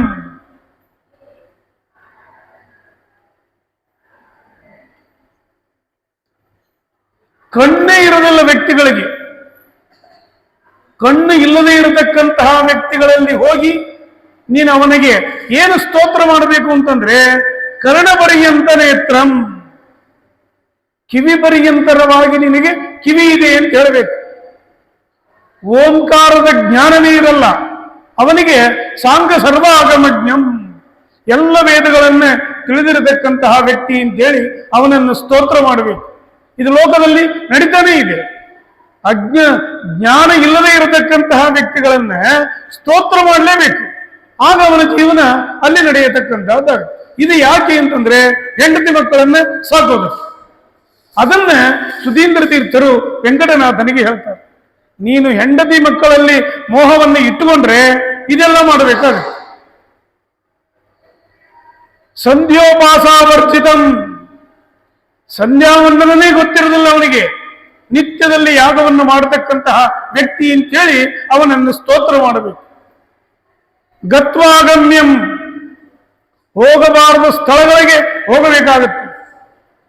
ಪೂಜಯಿತ್ವ ಪ್ರಪೂಜ್ಯಂ, ಪೂಜ್ಯಗೆ ಯೋಗ್ಯನಾಗದೇ ಇರತಕ್ಕಂತಹ ವ್ಯಕ್ತಿಗಳನ್ನ ಪೂಜಿಸಬೇಕಾಗುತ್ತೆ. ಸೋಡ್ವಾಮಾನಂ, ಔಮರ್ಯಾದಿಗಳಾಗುತ್ತೆ, ಅದನ್ನೆಲ್ಲವನ್ನು ಕೂಡ ನೀನು ಸಹಿಸಿಕೊಳ್ಳತಕ್ಕಂಥವನಾಗಬೇಕು. ತೇನಜ ಆದಾಯ ಕಿಂಚಿತೆ, ಅವನೇನು ಮಾಡ್ತಾನೆ ನಿನಗೆ, ಒಂದೇನೋ 10 ರೂಪಾಯಿ ಕೊಡ್ತಾನೆ ಅಥವಾ 100 ರೂಪಾಯಿ ಕೊಡ್ತಾನೆ. ಬೆಳಗ್ಗೆಲಿಂದ ಹಿಡಿದು ಸಾಯಂಕಾಲದವರೆಗೆ ಕಂಡವರನ್ನು ಸ್ತೋತ್ರ ಮಾಡಿ ಕಂಡ ಸ್ಥಳಗಳಿಗೆ ಹೋಗತಕ್ಕಂಥವನಾಗಿ ನೀನು ತಂದಿರತಕ್ಕಂತಹ ಹಣವನ್ನ ನಿನ್ನ ಹೆಂಡತಿಗೆ ಕೊಟ್ರೆ ಅವಳು ಸಂತೋಷ ಪಡ್ತಾಳ? ಅವಳು ಏನ್ ಮಾಡ್ತಾಳೆ? ಆ ಸ್ತ್ರೀ ಬುದ್ಧಿ ಬಿಡಲ್ಲಂತೆ. ಬೆಳಗ್ಗಿನಿಂದ ಸಾಯಂಕಾಲ ತನ ತಿರುಗಿ ಇಷ್ಟೇ ತಂದ್ರೇನು ಅಂತೇಳಿ ಅವಳು ನಿನ್ನನ್ನ ಬೈತಕ್ಕಂಥವಳು. ಆದ್ದರಿಂದ ಅವರಲ್ಲಿ ಮೋಹವನ್ನೇ ನೀನು ಬಿಡತಕ್ಕಂಥವನಾಗುವುದು. ಇದು ಲೋಕದಲ್ಲಿ ನಡೀತಾನೆ ಇದೆ. ಇದನ್ನೆಲ್ಲ ರಾಯರು ತಮ್ಮ ಜೀವನದಲ್ಲಿ, ಅವರಿಗೆ ಬಂತು ಅಂತಲ್ಲ, ಅವರ ಜೀವನದಲ್ಲಿ, ನಮ್ಮಗಳ ಜೀವನದಲ್ಲಿ ಬಂದರೆ ಹೇಗೆ ನಡೆದುಕೊಳ್ತೇವೆ ಎನ್ನುವುದನ್ನೇ ಅವರು ತಿಳಿಸಿಕೊಡ್ತಕ್ಕಂಥವ್ರು. ಅದು ಅವರಿಗೆ ಸಂಪತ್ತಿಲ್ಲ, ಅದಿಲ್ಲ, ಇದಿಲ್ಲ ಅಲ್ಲ, ಇನ್ನೇನು ಸಂಪತ್ತು ಬೇಕ್ರಿ? ಒಳ್ಳೆ ಜ್ಞಾನ ಕೊಟ್ಟಾನೆ, ಲೋಕದ ಜ್ಞಾನ ಇದೆ. ಉತ್ತಮನಾಗಿರತಕ್ಕಂತಹ ಮಗ ಗುರುಗುಣ ಸ್ತವನದಲ್ಲಿ ಸ್ತೋತ್ರ ಮಾಡ್ತಾರೆ ವಾದೀಂದ್ರರು. ಲಕ್ಷ್ಮೀನಾರಾಯಣಾರ್ಯ ತವ ತನಯಮಣಿ ಸತ್ಸು ಸರ್ವೇಶು ಧನ್ಯ. ಎಂತಹ ಮಗನನ್ನು ಹರಿದಿದ್ದೀರಿ ಅಂತೇಳಿ ಅವನು ಸ್ತೋತ್ರ ಮಾಡ್ತಾರಂತೆ. ಯಾಕೆಂದ್ರೆ ಯಸ್ಮಾದೃಗ್ ಭಾಷ್ಯಟೀಕ ತನುತರ ವಿವೃತೆ ಅಂಜಸಾ ತತ್ಕೃತಾಯ, ಋಗ್ಭಾಷ್ಯಕ್ಕೆ ವ್ಯಾಖ್ಯಾನವನ್ನು ಬರೆಯತಕ್ಕಂತಹ ಮಗನನ್ನೇ ನೀನು ಪಡೆದಿದ್ದಿ ಅಂದ ಮೇಲೆ ಅವನಿಗೆ ಎಂತಹ ಧನ್ಯ ಅಂತೇಳಿ. ಅದು ನಾವು ಮಕ್ಕಳನ್ನು ಪಡೆದಿವೆ, ಯಾವುದೋ ಒಂದು ಮೂರ್ಖರೋ ಅಥವಾ ಅಡ್ಡಾದಿ ಹಿಡಿಯೋದೋ ಇಂತಹ ವ್ಯಕ್ತಿಗಳನ್ನೇ ನಾವು ಪಡಿತೇವೆ. ಇದಲ್ಲ, ಅದಕ್ಕೆ ವಾದೀಂದ್ರ ತೀರ್ಥರು ಹೇಳ್ತಾರೆ ಸತ್ಸು ಸರ್ವೇಶು ಧನ್ಯ, ಎಲ್ಲರಿಗಿಂತಲೂ ಧನ್ಯನಾಗಿರತಕ್ಕಂತಹ ವ್ಯಕ್ತಿ ಅವನು ಅಂತೇಳಿ ಅವರನ್ನು ಸ್ತೋತ್ರ ಮಾಡಿ. ಹಾಗೆ ಅಂತಹ ಸಂಪತ್ತಿನ ಮುಂದೆ ಈ ಹಣದ ಸಂಪತ್ತು ಅವರಿಗೆ ಬೇಕಾಗಿದ್ದೇ ಇಲ್ಲ. ಉತ್ತಮನಾದ ಹೆಂಡತಿ, ಉತ್ತಮನಾದ ಮಗ, ಉತ್ತಮರಾಗಿರತಕ್ಕಂತಹ ರಾಘವೇಂದ್ರ ತೀರ್ಥ, ಇದಕ್ಕಿಂತ ಇನ್ನೇನು ಸಂಪತ್ತು? ಇಂತಹ ಇದರಲ್ಲಿ ಮನೆಗೆ ಹೋಗ್ತಾರೆ. ಮನೆಯಲ್ಲಿ ಸ್ಥಾತುಂ ಶಕ್ಯಂ ನೈವ ಗಂತುಂಚ ಶಕ್ಯಂ, ಊರಲ್ಲಿ ಇರ್ಲಿಕ್ಕೆ ಆಗ್ತಾ ಇಲ್ಲ, ಹೋಗ್ಲಿ ಊರು ಬಿಟ್ಟು ಹೋಗೋಣ ಅಂದ್ರೆ ಶಾಪ ಕೊಡ್ತಾನೆ, ಇದ್ರೆ ಆಶ್ರಮ ಕೊಡ್ತಾನೆ. ಈ ಗೊಂದಲಕ್ಕೆ ಒಳಗಾಗಿ ಮೇಲಿಂದ ಮೇಲೆ ಆ ಮಾತುಗಳನ್ನೇ ಸ್ಮರಣೆ ಮಾಡಿಕೊಂಡ್ರಂತೆ. ಸುಧೀಂದ್ರ ತೀರ್ಥರು ಹೇಳಿದ್ದೆಲ್ಲ ಅವರ ಸ್ಮರಣೆಗೆ ಬಂತು. ರಾತ್ರಿ ಮಲ್ಕೊಂಡಿದ್ದಾರೆ, ಸರಸ್ವತಿನೂ ಹೇಳಿದ್ಲು, ಶ್ರೀರಾಮಾರ್ಚ ಪೂಜ್ಯತೆ ಏನ ತಸ್ಮಿನ್ ವಾಸಃ ಎನ್ಮೆ ಅಕಲ್ಪಯತ್ ವ್ಯಾಸದೇವ. ಸರಸ್ವತಿ ಹೇಳಿದ್ಲು, ಒಂದು ವೇಳೆ ನೀನು ಆಶ್ರಮವನ್ನೇ ಸ್ವೀಕಾರ ಮಾಡದೇ ಇದ್ದರೆ ಮಠಗಳೆಲ್ಲ ನರಿ ನಾಯಿಗಳಿಂದ ಕೂಡಿರತಕ್ಕಂಥದ್ದಾಗುತ್ತೆ. ದೇವಾಗಾರಂ ದೇವತಾ ಗುಡಿಗಳಲ್ಲಿ ದೀಪವನ್ನು ಹಚ್ತೇವೆ. ಒಂದು ವೇಳೆ ನೀನು ಈ ಆಶ್ರಮವನ್ನೇ ಸ್ವೀಕಾರ ಮಾಡದೇ ಇದ್ರೆ ಅಲ್ಲಿ ಈ ಕೊಳ್ಳಿದೇವ ಅಂತಾರೆ, ಅವುಗಳು ಒಂದು ವಾಸ ಮಾಡತಕ್ಕಂಥದ್ದಾಗುತ್ತೆ. ಅದರ ದೀಪ ಅಲ್ಲಿ ಕಾಣತಕ್ಕಂಥದ್ದಾಗುತ್ತೆ. ಶಾಸ್ತ್ರಗಳನ್ನ ಅಧ್ಯಯನ ಮಾಡದೇ ಇರತಕ್ಕಂತಹ ವ್ಯಕ್ತಿಗಳು ಒಂದು ಗುಡಿಯಲ್ಲಿ ಅಧ್ಯಯನವನ್ನ ಮಾಡತಕ್ಕಂಥವ್ರಾಗ್ತಾರೆ. ಇಷ್ಟೆಲ್ಲ ಸರಸ್ವತಿ ಹೇಳತಕ್ಕಂಥವಳಾಗಿ ಕೊನೆಗೆ ಹೇಳ್ತಾರೆ, ಬ್ರಹ್ಮದೇವರು ನನ್ನ ಹಣೆಯಲ್ಲಿ ಬರೆದು ಬಿಟ್ಟಿದ್ದಾನೆ. ಏನಂತ? ನೀನು ಹೋಗಿ ವೆಂಕಟನಾಥನಲ್ಲೇ ವಾಸ ಮಾಡಬೇಕು ಅಂತ ನನಗೆ ಬರೆದು ಬಿಟ್ಟಾನೆ. ನಿನಗ ಆಶ್ರಮ ಆಗ್ಲೇಬೇಕು ಎನ್ನುವುದನ್ನ ನಿನಗೆ ಬರೆದು ಬಿಟ್ಟಿದ್ದಾನೆ. ಇದು ಯಾರಿಂದಲೂ ಕೂಡ ತಪ್ಪಿಸ್ಲಿಕ್ಕಿಲ್ಲ. ಅದಕ್ಕೆ ಅವ್ರು ಹೇಳ್ತಾರೆ, ಸರಸ್ವತಿ ದೇವಿ, ವೇದವ್ಯಾಸ ದೇವರು ನನ್ನನ್ನ ಕಳಿಸಿದ್ದೇನು ಅಂದ್ರೆ, ಶ್ರೀರಾಮಾರ್ಚ ಪೂಜ್ಯತೆ ಏನ ತಸ್ಮಿನ್ ವಾಸಃ ಎನ್ನೆ ಅಕಲ್ಪಯತೆ. ಯಾರು? ವ್ಯಾಸದೇವ.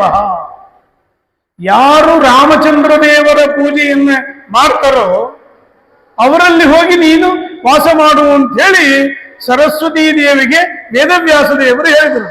ಅದನ್ನು ಹೇಳ್ತಾರೆ, ನಾನು ನಿನ್ನಲ್ಲಿ ವಾಸ ಮಾಡಬೇಕಾದರೆ ನೀನು ರಾಮದೇವರ ಪೂಜೆಯನ್ನು ಮಾಡಬೇಕು. ನೀನು ರಾಮದೇವರ ಪೂಜೆ ಮಾಡಬೇಕಾದ್ರೆ ನೀನು ಸನ್ಯಾಸಿ ಆಗ್ಲಿಲ್ಲ. ಎಲ್ಲರೂ ರಾಮದೇವರ ಪೂಜೆ ಮಾಡ್ಲಿಕ್ಕಿಲ್ಲ. ಯಾರು ಸನ್ಯಾಸಿ ಆಗ್ತಾರೆ ಅವರೇನೇ ರಾಮದೇವರ ಪೂಜೆ ಮಾಡಬೇಕು. ಯಾರು ರಾಮದೇವರ ಪೂಜೆ ಮಾಡ್ತಾರೆ ಅವರಲ್ಲಿ ಹೋಗಿ ನೀನು ವಾಸ ಮಾಡು ಅಂತ ಹೇಳಿ ನನ್ನಂದೆ ವೇದವ್ಯಾಸ ದೇವರು ಕಳಿಸಿದ್ದಾನೆ. ನಾನು ನಿನ್ನಲ್ಲಿ ಇರಬೇಕಾದ್ರೆ ನೀನು ರಾಮದೇವರ ಪೂಜೆ ಮಾಡಬೇಕು. ನೀನು ರಾಮದೇವರ ಪೂಜೆ ಮಾಡಬೇಕಾದ್ರೆ ನೀನು ಸನ್ಯಾಸಿ ಆಗ್ಲೇಬೇಕು ಅಂತ ಹೇಳಿ ಅವಳು ಹೇಳ್ತಾಳೆ. ಹಾಗೆ ಹೇಳ್ತಾ ತಮ್ಮ ಸುಧೀಂದ್ರ ಗುರುಗಳಾಗಿರತಕ್ಕಂತಹ ಸುಧೀಂದ್ರ ತೀರ್ಥರಲ್ಲಿ ಈಗ ನನ್ನ ವಾಸ ಇದೆ. ನನ್ನ ವಾಸ ಸರಸ್ವತಿಯಾದ ನನ್ನ ವಾಸ ಎಲ್ಲಿದೆ? ಸುಧೀಂದ್ರ ತೀರ್ಥರಲ್ಲಿದೆ. ಯಾಕಿದೆ? ರಾಮಚಂದ್ರ ದೇವರ ಪೂಜೆ ಅವರು ಮಾಡ್ತಾರೆ. ಆದ ಕಾರಣದಿಂದ ನಾನು ಅಲ್ಲಿ ವಾಸ ಮಾಡ್ತಾ ಇದ್ದೇನೆ. ಎಷ್ಟು ದಿವಸ? ವತ್ಸರ ದ್ವಂದ್ವಮೇವ, 2 ವರ್ಷ ಇದೆ. ಆದ್ದರಿಂದ ನೀನು ಸಿದ್ಧನಾಗಬೇಕು ಅಂತ ಹೇಳಿ ಅವರಿಗೆ ಹೇಳ್ತಾರೆ. ಹೀಗೆ ಅದನ್ನ ಈ ಛಲವನ್ನು ಬಿಡಲ್ಲ ಅಂತಾರೆ. ಉತ್ತಮರಾಗಿರತಕ್ಕಂತಹ ವ್ಯಕ್ತಿಗಳ ಬುದ್ಧಿನೇ ಹಾಗೆ. ಎಲ್ಲವೂ ಪರಿಣಾಮ ಆಗುತ್ತೆ, ಆದರೆ ಇದು ಪರಿಣಾಮ ಆಗದೇ ಇಲ್ಲ. ಇವು ಸುಧೀಂದ್ರ ತೀರ್ಥರಿಗೆ ಅಥವಾ ಪರಮಾತ್ಮನಿಗೆ ಸಂಕಲ್ಪ ಇತ್ತು ವೆಂಕಟನಾಥನನ್ನ ಅಲ್ಲಿ ಕೂಡಿಸಬೇಕು ಅಂತೇಳಿ. ಮೊದಲು ಸ್ವಪ್ನದಲ್ಲಿ ಒಂದು ಹೇಳಿದ, ನಂತರ ಸುಧೀಂದ್ರ ತೀರ್ಥರಿಂದ ಹೇಳಿಸಿದ, ನಂತರ ಸರಸ್ವತಿ ದೇವಿಯನ್ನು ಬಿಟ್ಟು. ಈಗ ಅವರ ಮನಸ್ಸಿನಲ್ಲಿ ಹೀಗೆಲ್ಲ ಗೊಂದಲಕ್ಕೆ ಒಳಗಾದಾಗ ಆಗ ತೀರ್ಮಾನ ಮಾಡಿದರಂತೆ, ಮಗನಿಗೆ ಉಪನಯನ ಮಾಡಿಬಿಡಬೇಕು, ಆಗ ನನ್ನ ಒಂದು ಜೀವನಕ್ಕೆ ಹಾದಿ ಆಗುತ್ತೆ ಅಂತ ಹೇಳಿ ಅವ್ರೇನು ಮಾಡ್ತಾರೆ, ಮಗನಿಗೆ ಉಪನಯನ ಸಂಸ್ಕಾರವನ್ನೇ ಮಾಡ್ತಾರೆ. ಮಾಡೋ ಕಾಲಕ್ಕೆ ಅಲ್ಲಿ ಬರುತ್ತೆ, ಮಕ್ಕಳನ್ನ ಅಗ್ನಿದೇವರಿಗೆ ಒಪ್ಪಿಸ್ತೇವೆ ಅಂತಿದೆ. ಇದು ವಾಕ್ಯಗಳ ಅರ್ಥಗಳನ್ನ ಬಲ್ಲವರಾಗಿರತಕ್ಕಂತಹ ವೆಂಕಟನಾಥರಿಗೆ ಅದು ದುಃಖ ಆಯ್ತು. ಹೇಗಾದ್ರೂ ಒಪ್ಪಿಸಲೇಬೇಕಾಗಿ. ಹೆಂಡತಿಗೆ ಗೊತ್ತಿಲ್ಲ, ಇನ್ನ ಹೆಂಡತಿಗೂ ಗೊತ್ತಿಲ್ಲ, ಮಗನಿಗೆ ಗೊತ್ತಿಲ್ಲ ಇವರು ಆಶ್ರಮಕ್ಕೆ ಬರೋದು. ತಕ್ಷಣದಲ್ಲೇ ಅವನಿಗೆ ಉಪನಯನ ಸಂಸ್ಕಾರ ಆಗಬೇಕು. ಇದೆಲ್ಲ ಮಾಡಿದಾಗ ಈ ಪೂರ್ವದಲ್ಲಿ ಕರ್ಣಾಕರಣಿ ಪ್ರಾಪ ಕರ್ಣಶಲ್ಯಂ ಅಂತಿದೆ. ಈ ಹೆಂಗಸರಿಗೆ ಧರ್ಮರಾಜನ ಶಾಪ ಅಂತ. ಒಬ್ಬ ಹೆಂಗಸರ ಬಾಯಿಯಲ್ಲಿ ಒಂದು ಮಾತು ಬಿತ್ತು ಅಂತಂದ್ರೆ ಅದು ಇಡೀ ಊರನ್ನೇ ವ್ಯಾಪಿಸಿಕೊಂಡಿರುತ್ತೆ. ಹಾಗೆ ಈ ವೆಂಕಟನಾಥರಿಗೆ ಸುಧೀಂದ್ರ ತೀರ್ಥರು ಆಶ್ರಮವನ್ನು ಕೊಡ್ತಾರೆ ಎನ್ನುವಂತಹ ಸಮಾಚಾರ ಸರಸ್ವತಿ ದೇವಿಗೆ ಕಿವಿಗೆ ಬಿತ್ತು. ಅವಳು ಗಂಡನನ್ನು ಕೇಳಲಿಕ್ಕಿಲ್ಲ, ಅವಳು ದುಃಖ ಇದೆ. ಇವರಿಗೂ ಮಗನ ಬಿಟ್ಟು ಹೋಗ್ತಾ ಇದ್ದೀನಿ ಎನ್ನುವ ದೃಷ್ಟಿಯಿಂದ ಉಪನಯನ ಸಂಸ್ಕಾರ ಮಾಡ್ತಾ ಇದ್ದಾರೆ, ಹೊರಡ್ತೀನಿ ಎನ್ನುವಂತಹದ್ದು ಇವರಿಗೆ. ಅಲ್ಲಿ ಕೂತಾಗ ಆ ವಾಕ್ಯಗಳ ಅರ್ಥಗಳನ್ನೇ ಹೊಂದಿರತಕ್ಕಂತಹ ವೆಂಕಟನಾಥರು ಕಣ್ಣುಗಳಲ್ಲಿ ನೀರು ಬಂತು. ಆಗ ಸರಸ್ವತೀ ದೇವಿಯಲ್ಲಿ ಕೂಡ ಕಣ್ಣುಗಳ ನೀರು ಬಂತದ್ದು. ಅವಳಿಗೆ ಗೊತ್ತಿದೆ ಉಪನಯನ ಮಾಡಿದ್ದಾರೆ, ಇನ್ನು ಮನೆ ಬಿಟ್ಟು ಹೋಗ್ತಾನೆ ಎನ್ನುವಂತಹದ್ದು ಸರಸ್ವತಿಗೂ. ಆದ್ರೆ ಇದಕ್ಕೆ ಕವಿ ಈ ಚಮತ್ಕಾರವಾಗಿ ವರ್ಣನೆ ಮಾಡ್ತಾನೆ. ಸಮಿತ್ತುಗಳನ್ನು ನಾವು ಹೋಮದಲ್ಲಿ ಹಾಕಬೇಕಾದ್ರೆ ಮೊದಲು ಸಮಿತ್ತನ್ನ ಪವಿತ್ರವನ್ನಾಗಿ ಮಾಡ್ತೇವೆ. ನೀರಿನಿಂದ ಅದನ್ನು ಪವಿತ್ರ ಮಾಡಿ ನಂತರದಲ್ಲಿ ಅದನ್ನು ಹೋಮದಲ್ಲಿ ಹಾಕ್ತೇವೆ. ಈಗ ಅಲ್ಲಿ ಮಾಡಿದ್ದಾನೆ. ಸರಸ್ವತೀ ದೇವಿ ಕಣ್ಣೀರು ಎಲ್ಲಿವರೆಗೆ ಬಂತು ಅಂದ್ರೆ ದೇಹವೆಲ್ಲ ತುಂಬೆ ಅಷ್ಟು ಕಣ್ಣೀರು ಬರ್ತದ್ದು. ಅದು ಯಾಕೆ ಬಂತು ಅಂದ್ರೆ ಮುಂದೆ ಅವಳು ಆ ದೇಹ ತ್ಯಾಗವನ್ನು ಮಾಡ್ತಾ ಇದ್ದಾಳೆ. ಅದಕ್ಕೆ ಪೂರ್ವದಲ್ಲಿ ಆ ಒಂದು ದೇಹಕ್ಕೆ ಸಂಸ್ಕಾರ ಆಗ್ಬೇಕಲ್ಲ, ಆ ದೃಷ್ಟಿಯಿಂದ ಅವಳಿಗೆ ಕಣ್ಣೀರಿನಿಂದ ಆ ನೀರೆಲ್ಲ ಪವಿತ್ರವನ್ನಾಗಿ ಮುಂದೆ ಆಗುವ ಇದಕ್ಕೆ ಈಗಲೇನೆ ಆ ಸಂಸ್ಕಾರವನ್ನೇ ಮಾಡತಕ್ಕಂಥವರಾದರು ಅಂತ ಹೇಳಿ ಕವಿ ವರ್ಣನೆ ಮಾಡ್ತಾನೆ. ಅಲ್ಲೇ ಹತ್ತಿರದಲ್ಲೇ ತಂಜಾವೂರು ಅಂತಿದೆ. ಅದೇ ಊರಿನಲ್ಲೇ ಆ ವೆಂಕಟನಾಥರಿಗೆ ಆಶ್ರಮ ಏನಾದರೂ ಕೊಟ್ರೆ ಅವಳೇನಾದ್ರೂ ಅನಾಹುತವನ್ನೇ ಮಾಡ್ತಾಳೆ ಅಥವಾ ತಡಿಬಹುದು ಎನ್ನುವ ದೃಷ್ಟಿಯಿಂದ ಸುಧೀಂದ್ರ ತೀರ್ಥರು ಸಂಚಾರದ ನೆಪದಿಂದ ವೆಂಕಟನಾಥರನ್ನು ಕರೆದುಕೊಂಡು ಹೋಗಿ ತಂಜಾವೂರಿಗೆ ಹೋದರು. ತಂಜಾವೂರಲ್ಲಿ ಅವರಿಗೆ ಕಾವೇರಿ ನದಿ ಅಲ್ಲಿ ಆಶ್ರಮವನ್ನು ಕೊಟ್ಟು ಅವರಿಗೆ ರಾಘವೇಂದ್ರ ಎನ್ನುವಂತಹ ಉತ್ತಮವಾದ ಶ್ರೇಷ್ಠವಾದ ಲೋಕಕ್ಕೆ ಕಲ್ಯಾಣವನ್ನು ಉಂಟು ಮಾಡತಕ್ಕಂತಹ ನಾಮವನ್ನೇ ಅವರಿಗೆ ನಾಮಕರಣ ಮಾಡ್ತಾರೆ. ಶ್ರೀ ಸುರೇಂದ್ರ ವದಯಂ ತಪಸ್ಸೆಯ ಶ್ರೀ ಜಯೀಂದ್ರ ಯುವ ಕೀರ್ತಿ ಸಂಪದ ವಿಶ್ವತೋಹಮಿವ ವಾದಸಂಗರೆ ರಾಘವೇಂದ್ರ ಯತಿರಾಟ್ ಸಮೇಧತ. ಶ್ರೀ ಸುರೇಂದ್ರ ವದಯಂ ತಪಸ್ಸೆಯ, ತಪಸ್ವಿಗಳಲ್ಲಿ ನೀನು ಹೇಗಾಗಬೇಕು ಅಂತಂದ್ರೆ ಸುರೇಂದ್ರ ತೀರ್ಥರಂತೆ ನೀನು ತಪಸ್ವಿ ಆಗಬೇಕು. ಎಲ್ಲೆಲ್ಲಿ ತುಳಸಿ ತೋಟಕ್ಕೆ ಹೋಗ್ತಾರೆ ಅದನ್ನೆಲ್ಲವನ್ನು ಕೂಡ ಮಾನಸ ದುರಂಧರರು ಅಂತಾರೆ. ಅದನ್ನು ಸಮರ್ಪಣೆ ಮಾಡತಕ್ಕಂತಹ ಒಂದು ಸಾಮರ್ಥ್ಯ ಆ ಸುರೇಂದ್ರ ತೀರ್ಥರಲ್ಲಿ ಇತ್ತು. 80 ವರ್ಷಗಳ ಕಾಲ ರಾಮಚಂದ್ರ ದೇವರ ಪೂಜೆಯನ್ನೇ ಮಾಡಿರತಕ್ಕಂತಹ ಮಹಾ ತಪಸ್ವಿಗಳು ಸುರೇಂದ್ರ ತೀರ್ಥರು. ಅಂತಹ ಸುರೇಂದ್ರ ತೀರ್ಥರಂತೆ ನೀನು ತಪಸ್ವಿಯಾಗು. ಶ್ರೀ ಸುರೇಂದ್ರ ವದಯಂ ತಪಸ್ಸೆಯ ಶ್ರೀ ಜಯೀಂದ್ರ ಯುವ ಕೀರ್ತಿ ಸಂಪದ. ಕುಂಭಕೋಣದಲ್ಲಿ ವಾಸವಾಗಿರತಕ್ಕಂತಹ ವಿಜೇಂದ್ರ ತೀರ್ಥರು 64 ಕಲೆಗಳನ್ನು ಹೊಂದಿ ಹೇಗೆ ಕೀರ್ತಿಯನ್ನೇ ಹೊಂದಿರತಕ್ಕಂಥವರಾಗಿದ್ದಾರೆ, ಅದೇ ರೀತಿಯಾದ ಕೀರ್ತಿಯನ್ನೇ ನೀನು ಹೊಂದತಕ್ಕಂಥವನಾಗು. ವಿಶ್ವತಃ ಅಹಮಿವ ವಾದಸಂಗರೇ, ಪ್ರತಿವಾದಿಗಳನ್ನು ಜಯಿಸುವವರಲ್ಲಿ ನನ್ನಂತೆ ನೀನಾಗಬೇಕು ಅಂತ. ಗುಂಡಿಗೆ ನೋಡಿ ಹೇಗಿದೆ, ಅದೇ ಎದೆ ಗುಂಡಿಗೆ ಅಂತಾರೆ. ಅಷ್ಟು ಒಂದು ಧೈರ್ಯದಿಂದ ಆ ಸುಧೀಂದ್ರ ತೀರ್ಥರು ಅವರಿಗೆ ಹೇಳ್ತಾರೆ, ನನ್ನಂಗೆ ನೀನು ಕೂಡ ಪ್ರತಿವಾದಿಯನ್ನೇ ಗೆಲ್ಲುವಂತನಾಗು ಅಂತೇಳಿ ಅವನಿಗೆ ಆಶೀರ್ವಾದವನ್ನು ಮಾಡಿ ರಾಘವೇಂದ್ರ ಎನ್ನುವಂತಹ ನಾಮಕರಣವನ್ನ ಅವರಿಗೆ ಮಾಡತಕ್ಕಂಥವರಾಗಿದ್ದಾರೆ. ಅಘಂ ದ್ರಾವಯತಿ ಯಸ್ಮಾತ್ ವೇಂಕಾರ ವಾಂಛಿತ ಪ್ರದ. ಅಗಾಧ್ರ ಪಾಪಗಳನ್ನು ಅದನ್ನೆಲ್ಲವನ್ನೂ ಕೂಡ ದೂರ ಮಾಡತಕ್ಕಂಥದ್ದು ಅಂತಹ ರಾಘವೇಂದ್ರ ಎನ್ನುವ ನಾಮಕರಣವನ್ನೇ ಅವರಿಗೆ ಮಾಡಿದ್ದಾರೆ.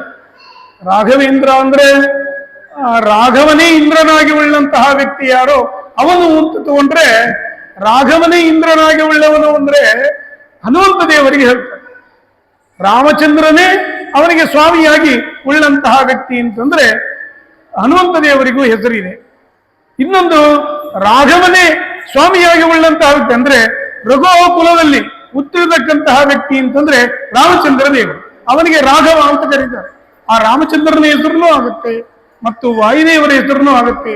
ಇನ್ನು ರಾಘವೇಂದ್ರ ಎನ್ನುವುದು ಅಗಂ ದ್ರಾವಯತೆ ಯಸ್ಮಾತ್ ವೇಂಕಾರೋ ವಾಂಛಿತ ಪ್ರದ ರಾಘವೇಂದ್ರ ಯತಿಸ್ತಸ್ಮಾತ್ ಲೋಕೆ ಖ್ಯಾತೋ ಭವಿಷ್ಯತಿ ಅಂತ ಹೇಳಿ ಇಂತಹ ರಾಘವೇಂದ್ರ ತೀರ್ಥರು ಸಂಚಾರವನ್ನು ಬೆಳೆಸಿದರಂತೆ. ಸಂಚಾರತ್ವೇನ ಅನೇಕ ಕಡೆ ಸಂಚಾರವನ್ನೇ ಬೆಳೆಸ್ತಾ ಇದ್ದಾರೆ. ನಾನು ಹೇಳೋದು ಕೆಲವುಗಳನ್ನು ಹೇಳಿ ನಾನು ಮುಂದೆ ಮುಗಿಸ್ತಕ್ಕಂಥವನಾಗ್ತೇನೆ. ಎಲ್ಲಿ ಅಂತಂದ್ರೆ ಈ ತಂಜಾವೂರು. ನೀವು ನೋಡಿರ್ಬೇಕು, ಈಗಲೂ ಕೂಡ ನೋಡಬಹುದು.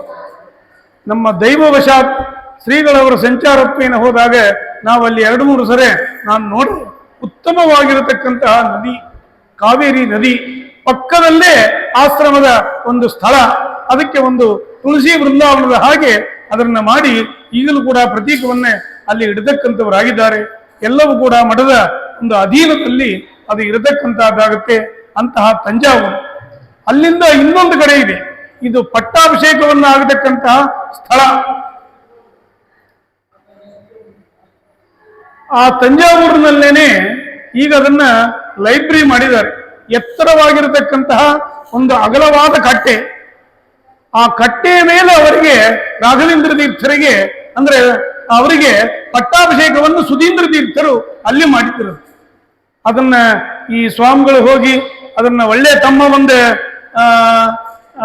ಏನಂತಾರೆ ತಮ್ಮ ಅಧೀನದಲ್ಲಿ ಬರುವಂತೆ ಅದನ್ನ ಎಷ್ಟೋ ರೀತಿಯಿಂದ ತಮಿಳುನಾಡಿನ ಒಂದು ಸಹಕಾರದಿಂದ ಅದಕ್ಕೆ ಒಂದು ಸ್ಥಾನವನ್ನು ಬರುವಂತೆ ಮಾಡತಕ್ಕಂಥವರಾಗಿದ್ದಾರೆ. ಅಂತಹ ಒಂದು ಸ್ಥಳವನ್ನು ಕೂಡ ನೀವು ಯಾರಾದರೂ ಹೋಗದೇ ಇದ್ರೆ ಅದನ್ನು ನೋಡುವನ್ನಿ. ಭವ್ಯವಾಗಿರತಕ್ಕಂತಹ ಸ್ಥಳ, ರಾಯರಿಗೆ ಪಟ್ಟಾಭಿಷೇಕವನ್ನೇ ಮಾಡಿರತಕ್ಕಂತಹ ಸ್ಥಳ. ಅಂತಹ ರಾಘವೇಂದ್ರ ತೀರ್ಥರು ಸಂಚಾರತ್ವೇನ ಏನು ಮಾಡಿದರು ಅಂತಂದ್ರೆ ಭೂಮಿಯನ್ನೇ ಪವಿತ್ರವನ್ನಾಗಿ ಮಾಡಿದರು. ಸಂಚಾರತೋ ದಿಗ್ವಿಜಯಾಪದೇಶಾದಿ, ಸಂಚಾರತ್ವೇನ ಭೂಮಿಯನ್ನು ಪವಿತ್ರಗೊಳಿಸಿ ದಿಗ್ವಿಜಯವನ್ನೇ ಮಾಡತಕ್ಕಂಥವರಾಗಿದ್ದಾರೆ. ಎಷ್ಟೋ ಕ್ಷೇತ್ರಗಳಲ್ಲಿ ಕೇಳ್ತೀರಿ ನೀವು, ಬಿಜಾಪುರ ಆಯ್ತು, ಇನ್ನೊಂದಾಯ್ತು, ಎಲ್ಲ ಕ್ಷೇತ್ರಗಳಲ್ಲಿ ಕೂಡ ಅವರವರ ಮಹಿಮೆಗಳನ್ನೇ ಅವರಿಗೆ ತಿಳಿಸಿರ್ತಕ್ಕಂಥವರಾಗಿದ್ದಾರೆ. ಮೃತರಾಗಿರತಕ್ಕಂತಹ ವ್ಯಕ್ತಿಗಳನ್ನೇ ಬದುಕುವಂತೆ ಮಾಡಿದ್ದಾರೆ. ಇದೆಲ್ಲ ಸಾಮಾನ್ಯದಲ್ಲಿ. ಆದರೆ ರಾಯರನ್ನೇ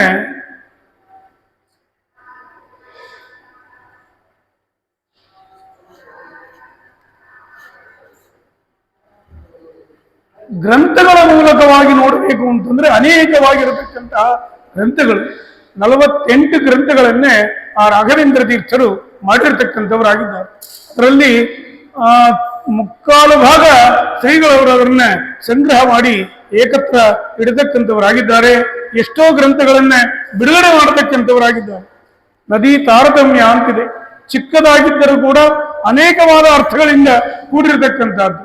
ಅದೇ ರೀತಿ ರಾಮಚಾರಿತ್ರ ಮಂಜರಿ ಅಂತಿದೆ, ಇಡೀ ರಾಮಾಯಣವನ್ನೇ 11 ಶ್ಲೋಕಗಳಲ್ಲಿ ಅದನ್ನು ಮಾಡಿರ್ತಕ್ಕಂಥವರು ರಾಘವೇಂದ್ರ ತೀರ್ಥರು. ಅನೇಕವಾದ ಅರ್ಥಗಳಿಂದ ಕೂಡಿರತಕ್ಕಂಥದ್ದಾಗುತ್ತೆ. ಒಂದು ಹೇಳ್ತೀನಿ ಅಂದ್ರೆ ಕೈಕೇಯಿ ಪ್ರೀತಿ ಹೇತು ಅಂತಿದೆ. ಒಂದು ವಾಕ್ಯಕ್ಕೆ ಅನೇಕ ವಿಧವಾದ ಅರ್ಥಗಳಿಂದ ಬರುವಂತೆ ಮಾಡಿದ್ದಾರೆ. ರಾಮಚಂದ್ರ ದೇವರು ವನವಾಸಕ್ಕೆ ಹೋಗಬೇಕಾದ್ರೆ ಕೈಕೇಯಿಯ ಪ್ರೀತಿ ಕಾರಣ ಆಯಿತು ಅಂತಿದೆ. ಇದಕ್ಕೇನಾಗುತ್ತೆ ಅಂತಂದ್ರೆ 2-3 ರೀತಿ ಇದೆ ಒಂದೇ ವಾಕ್ಯಕ್ಕೆ. ಕೈಕೇಯಿಯಲ್ಲಿ ಅಧಿಕವಾಗಿರತಕ್ಕಂತಹ ಪ್ರೀತಿ ದಶರಥನಿಗೆ ಇರೋಣದರಿಂದ ಅವಳು ಹೇಳಿದ ಮಾತುಗಳನ್ನು ಕೇಳಿ ಇವನನ್ನ ವನವಾಸಕ್ಕೆ ಗಟ್ಟುವಂತೆ ಆಯ್ತು. ಇದು ಒಂದು.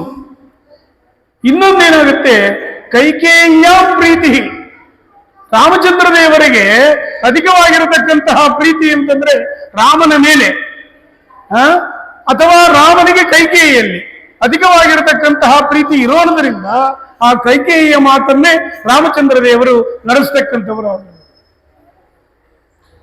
ಕೈಕೇಯಿಯ ಪ್ರೀತಿ ಯಾರಲ್ಲಿ? ರಾಮಚಂದ್ರನಲ್ಲಿ.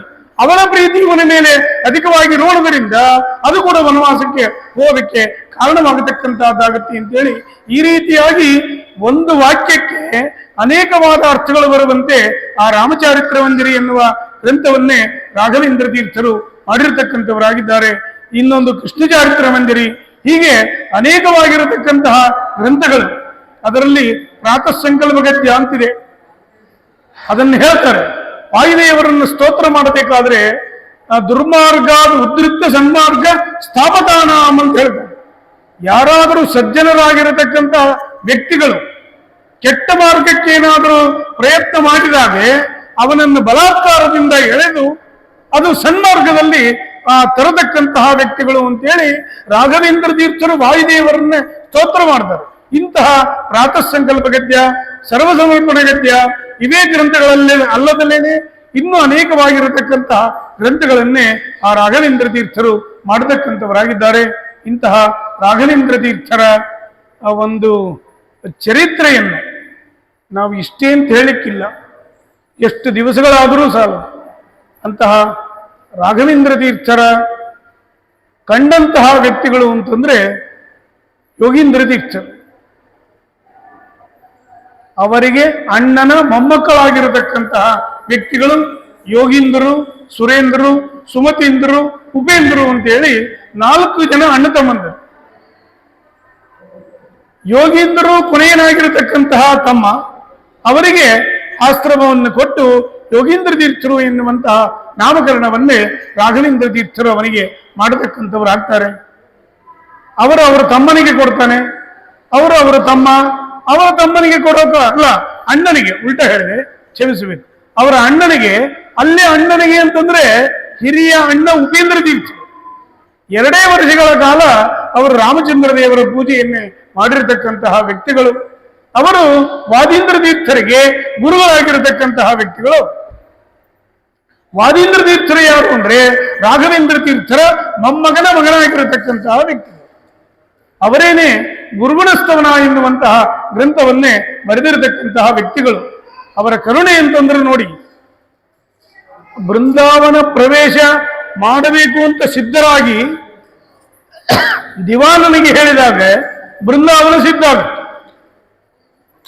ಆ ಬೃಂದಾವನವನ್ನೇ ತಮ್ಮ ಮರಿಮಗನಾಗಿರ್ತಕ್ಕಂತಹ ವ್ಯಕ್ತಿಗೋಸ್ಕರನೇ ಅದನ್ನು ತೆಗೆದು ಬೇರೆ ಒಂದ್ ಕಡೆ ಇಡಿಸಿ, ರಾಮಚಂದ್ರ ದೇವರು ಕುಳಿದಿರತಕ್ಕಂತಹ ಆ ಶಿಲಾ ಅದನ್ನು ತರಿಸಿ ಅದನ್ನು ಬೃಂದಾವನವನ್ನೇ ತಾವು ಮಾಡಿಸಿಕೊಳ್ಳತಕ್ಕಂಥವ್ರು ಆಗ್ತಾರೆ. ಅಂದ್ರೆ ಮರಿಮಗನ ಮೇಲೆ ಎಂತಹ ಕರುಣಿ. ಇದು ಒಂದು. ಮಧ್ಯದಲ್ಲಿ ಯೋಗೀಂದ್ರರು, ಸುರೇಂದ್ರರು, ಸುಮತೀಂದ್ರರು, ಉಪೇಂದ್ರರು 4 ಜನ ಯತಿಗಳು ಬಂದರೆ ಅವರು ಬೇರೆ ಅಲ್ಲ, ಅವರ ಪೂರ್ವಾಶ್ರಮದ ಅಣ್ಣನ ಮೊಮ್ಮಕ್ಕಳಾಗಿರತಕ್ಕಂತಹ ವ್ಯಕ್ತಿಗಳೇ. ಆದರೂ ಕೂಡ ಅವರಿಗೆ ಇಲ್ಲಿ ಸ್ಥಾನ ಇಲ್ಲದಲೇನೆ ಶ್ರೀರಂಗದಲ್ಲಿ ಅವರಿಗೆ ಉನ್ನತ ಸ್ಥಾನವನ್ನೇ ಅಲ್ಲಿ ಕೊಡತಕ್ಕಂಥವರಾದರೂ ರಾಘವೇಂದ್ರ ತೀರ್ಥ. ಇದು ಕರುಣೆ ಅಂತಂದ್ರೆ ವಾದೀಂದ್ರರ ಮೇಲೆ ಅಷ್ಟು ಒಂದು ಪ್ರೀತಿ ಇರತಕ್ಕಂತಹ ವ್ಯಕ್ತಿಗಳು. ಇನ್ನ ರಾಘವೇಂದ್ರ ತೀರ್ಥರನ್ನ ಬೃಂದಾವನ ಪ್ರವೇಶ ನೋಡಿ, ಪ್ರವೇಶ ಮಾಡಬೇಕಾದ್ರೆ ಯಾವತ್ತೋ ದಿವಸಗಳನ್ನು ಆರಿಸಬಹುದಾಗಿತ್ತು. ರಾಘವೇಂದ್ರ ತೀರ್ಥರು ಯಾವುದನ್ನು ಆರಿಸಿದರು ಅಂತಂದ್ರೆ ಎಲ್ಲರಿಗೆ ಪುಣ್ಯನೂ ಹೊಂದಿರಬೇಕು, ಸುಭೋಜ್ಯನೂ ಆಗಿರಬೇಕು. ಅದನ್ನು ಆರಿಸಿದರು ರಾಘವೇಂದ್ರ ತೀರ್ಥ. ಯಾವುದು ಅಂದ್ರೆ ನೋಡಿ, ಮೊದಲನೇ ವ್ರತ ಅಲ್ಲ, ಹೋಲಿಪಾ ಕೊನೆಯ ವ್ರತ ಅಂತೀರಾ, ಯಾವಾಗಲೂ ಪ್ರವೇಶ ಮಾಡಬಹುದಾಗಿತ್ತು. ಸ್ವಇಚ್ಛೆ ಅದೇ. ಆ ಕೊನೆಯಲ್ಲೂ ಪ್ರವೇಶ ಇಲ್ಲ, ಈಗಲೂ ಪ್ರವೇಶ ಇಲ್ಲ. ಹಾಗಾದ್ರೆ ಚಾತುರ್ಮಾಸ್ಯ ವ್ರತದ ಫಲನೂ ಹೊಂದಿರಬೇಕು ಆ ವ್ಯಕ್ತಿಗೆ.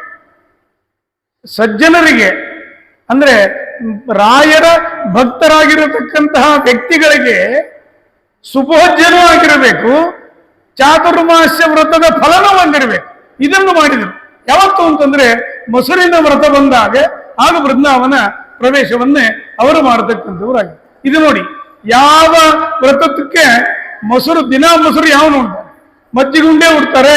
ಆ ಮಜ್ಜಿಗೆಯಲ್ಲಿ ಒಂದು ಸ್ವಲ್ಪ ನೀರನ್ನು ಮಿಕ್ಸ್ ಮಾಡಿ ಇದು ಮೊಸರಿಗೆ ಮಿಕ್ಸ್ ಮಾಡಿದಾಗ ಮಜ್ಜಿಗೆ ಆಗುತ್ತೆ. ಅಂದ್ರೆ ಮೊಸರಿನ ವ್ರತದ ಫಲನೂ ಬಂತು ಅವನಿಗೆ, ಸುಭೋಜ್ಯಗಳು ಕೂಡ ಮಾಡ್ತಕ್ಕಂಥವ್ರು ಆಗ್ತದೆ. ಯಾವ ಶಾಖ ವ್ರತ ಇಲ್ಲ, ದ್ವಿದಳ ವ್ರತ ಇಲ್ಲ, ಏನೂ ಇಲ್ಲ. ಸುಭೋಜ್ಯಗಳನ್ನ ಆರಿಸಿ ರಾಯರ ಕರುಣೆ ಅಂತಂದ್ರೆ ಇದೇನೆ. ಅದಕ್ಕೇನೆ ಅವರಿಗೆ ಭಜತಾಂ ಕಲ್ಪವೃಕ್ಷಾಯ ನಮತಾಂ ಕಾಮಧೇನವೇ ಅಂತಿದೆ. ರಾಘವೇಂದ್ರ ತೀರ್ಥರನ್ನ ಕಲ್ಪವೃಕ್ಷ ಅಂತ ಕರೆದಿದ್ದಾರೆ, ಕಲ್ಪತರು ಅಂತ ಕರೀತಾನೆ. ವೃಕ್ಷಗಳು ಮಾಡೋ ಕೆಲಸ ಏನು ಅಂದ್ರೆ ಯಾರು ಬಂದರೂ ನೆರಳು ಕೊಡುತ್ತೆ ವೃಕ್ಷ. ಕಪಿಗಳಿಗೆ ನೆರಳು ಕೊಡುತ್ತೆ, ನರಿ ನಾಯಿಗಳು ಬಂದ್ರೆ ನೆರಳು ಕೊಡುತ್ತೆ, ಪಕ್ಷಿಗಳು ಬಂದ್ರೆ ನೆರಳು ಕೊಡುತ್ತೆ. ಅದು ವೃಕ್ಷದಲ್ಲಿ ಇರತಕ್ಕಂತಹ ಸ್ವಭಾವ. ಹಾಗೆ ರಾಯರು ಬರೇ ಬ್ರಾಹ್ಮಣರಿಗೆ ಅಲ್ಲ, ಬರೇ ಮಾಧ್ವರಿಗೆ ಅಲ್ಲ, ಬರೇ ರಾಯರ ಮಠಕ್ಕೆ ಅಂತಲ್ಲ, ಬರೇ ಒಂದು ಪಂಗಡದ ಜಾತಿಗೆ ಅಲ್ಲ, ಪ್ರತಿಯೊಬ್ಬ ವ್ಯಕ್ತಿ ಅವರನ್ನು ಆಶ್ರಯಿಸಿಕೊಂಡು ಬರಬೇಕಷ್ಟೆ. ಅವರನ್ನು ಆಶ್ರಯಿಸಿ ಬಂದಾಗ ಅವರಿಗೆ ಅನುಗ್ರಹವನ್ನು ಮಾಡತಕ್ಕಂತಹ ವ್ಯಕ್ತಿಗಳು ರಾಘವೇಂದ್ರ ತೀರ್ಥರು. ಒಬ್ಬ ವ್ಯಕ್ತಿ ತಾನು ಹಾದಿಯಲ್ಲಿ ಹೋಗ್ತಾ ಇದ್ದಾನೆ, ಅವನಿಗೆ ಬಿಸಿಲಿನ ತಾಪದಿಂದ ವೃಕ್ಷವನ್ನು ಆರಿಸಿದ. ಇಲ್ಲಿ ನೆರಳಬೇಕು ಅನ್ಕೊಂಡ, ನೆರಳು ಬಂತು.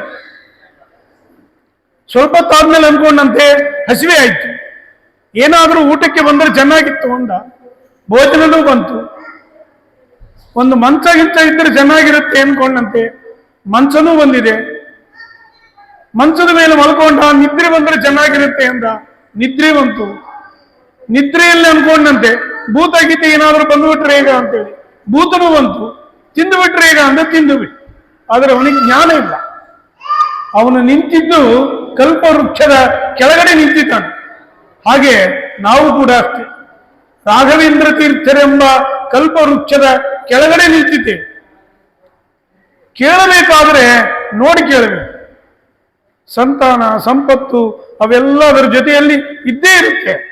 ಜ್ಞಾನ ಭಕ್ತಿ ವೈರಾಗ್ಯಗಳನ್ನೇ ಆ ರಾಘವೇಂದ್ರ ತೀರ್ಥರು ಕರುಣಿಸಲಿ ಎನ್ನುವ ದೃಷ್ಟಿಯಿಂದ ನಾವು ಆ ರಾಯರ ಕೆಳಗಡೆ ಆಶ್ರಯಿಸಿಕೊಂಡು ಹೋದಾಗೆ ಅದನ್ನೆಲ್ಲವನ್ನು ಕೂಡ ರಾಘವೇಂದ್ರ ತೀರ್ಥರು ಕರುಣಿಸ್ತಕ್ಕಂಥವ್ರು ಆಗ್ತಾರೆ. ಅಂತಹ ರಾಘವೇಂದ್ರ ತೀರ್ಥರ ಆರಾಧನಾ ಮಹೋತ್ಸವದ ಸಂದರ್ಭದ ನಿಮಿತ್ತದಿಂದ ನೋಡಿ ಎಷ್ಟು ಕಡೆ ರಾಯರನ್ನೇ ಮಾಡ್ತಾರೆ ಆರಾಧನೆ.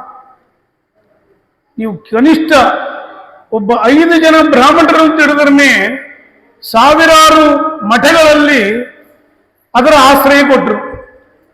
ಅವರಿಗೆ ಏನಿಲ್ಲ ಅದನ್ನು ಕೊಟ್ಟರು.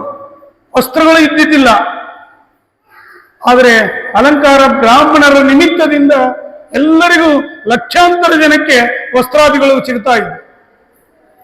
ಪಾತ್ರೆಗಳಿರಲಿಲ್ಲ ಅವರ ಮನೆಯಲ್ಲಿ, ಆದರೆ ರಜತ ಪಾತ್ರೆಯ ನಿಮಿತ್ತದಿಂದ ಬ್ರಾಹ್ಮಣರಿಗೆ ಅಲಂಕಾರದ ನಿಮಿತ್ತದಿಂದ ರಜತ ಪಾತ್ರೆಗಳನ್ನೇ ಸಾವಿರಾರು ಜನಕ್ಕೆ ರಾಘವೇಂದ್ರ ತೀರ್ಥರು ಕರುಣಿಸ್ತಾ ಇದ್ದಾರೆ.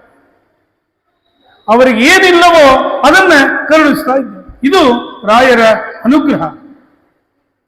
ಪೂಜ್ಯಾಯ ರಾಘವೇಂದ್ರಾಯ ಅಂತಲೇ ಇದೆ. ಒಬ್ಬ ವ್ಯಕ್ತಿಗಳನ್ನು ನಾವು ಗುರುತಿಸಬೇಕಾದ್ರೆ ಅವನು ಕುಡುಕನೋ ಅಥವಾ ಇನ್ನೊಂದು ಯಾವುದೋ ಒಂದು ಅವನಿಗೆ ಒಂದು ಗುಣಗಳನ್ನು ಹೇಳಿದಾಗ ಆ ವ್ಯಕ್ತಿ ನಮಗೆ ನೆನಪಿಗೆ ಬರ್ತಾನೆ. ಹಾಗೆ ಇಲ್ಲಿ ಪೂಜ್ಯರಾಗಬೇಕಾದ್ರೆ ರಾಯರನ್ನ ಇಂಥದರಿಂದ ಪೂಜ್ಯರು ಅಂತ ಹೇಳಿಲ್ಲ. ಬ್ರಾಹ್ಮಣರಿಂದ ಪೂಜ್ಯರು ಅಥವಾ ಮಾಧ್ವರಿಂದ ಪೂಜ್ಯರು ಏನೂ ಇಲ್ಲ, ಅಲ್ಲಿ ಪೂಜ್ಯ ಅಂತ ಹೇಳಿದ್ರು. ಯಾಕೆ ಅಂತಂದ್ರೆ ಎಲ್ಲರಿಂದಲೂ ಕೂಡ ಪೂಜ್ಯರಾಗಿರುವುದರಿಂದ ಅವನಿಗೆ ವಿಶೇಷಣಗಳನ್ನ ಕೊಡುವಂತಹ ಶಕ್ತಿ ಅಲ್ಲಿಂದೇ ಇಲ್ಲ. ಇಡೀ ಜಗತ್ತೇ ಅವರನ್ನು ಪೂಜಿಸ್ತಾ ಇದೆ. ಆದ ಕಾರಣದಿಂದ ಅವರನ್ನ ಪೂಜ್ಯರು ಅಂತಲೇ ಕರೆದು ಬಿಟ್ಟು. ಯಾಕೆ ಅಂತಂದ್ರೆ ಸತ್ಯ ಧರ್ಮ ವ್ರತಾಯಿತ, ಸತ್ಯ ಧರ್ಮಗಳಲ್ಲಿ ಅವರು ಆಸಕ್ತರಾಗಿರುವುದರಿಂದ ರಾಘವೇಂದ್ರ ತೀರ್ಥರು ಪೂಜ್ಯರಾಗುವುದಕ್ಕೆ ಶಕ್ತರಾಗಿರ್ತಕ್ಕಂಥವರು. ಬರೇ ಸತ್ಯ ಧರ್ಮ ಅಂತಲ್ಲ, ಸತ್ಯಂ ಜ್ಞಾನಮನಂತಂ ಬ್ರಹ್ಮ ಅಂತಿದೆ. ಅಂದ್ರೆ ಸತ್ಯ ಶಬ್ದ ವಾಚ್ಯನಾಗಿರತಕ್ಕಂತಹ ಪರಮಾತ್ಮ ಅಂತ ಅರ್ಥ. ಇನ್ನೊಂದು ಧರ್ಮ ಅಂತಂದ್ರೆ ಧರ್ಮೋ ವಾಯುರಿತಿ ಪ್ರೋಕ್ತ ಅಂತಿದೆ. ಧರ್ಮ ಅಂತಂದ್ರೆ ವಾಯುದೇವ, ರಥ ಅಂದ್ರೆ ಆಸಕ್ತಿ ಅಂತ.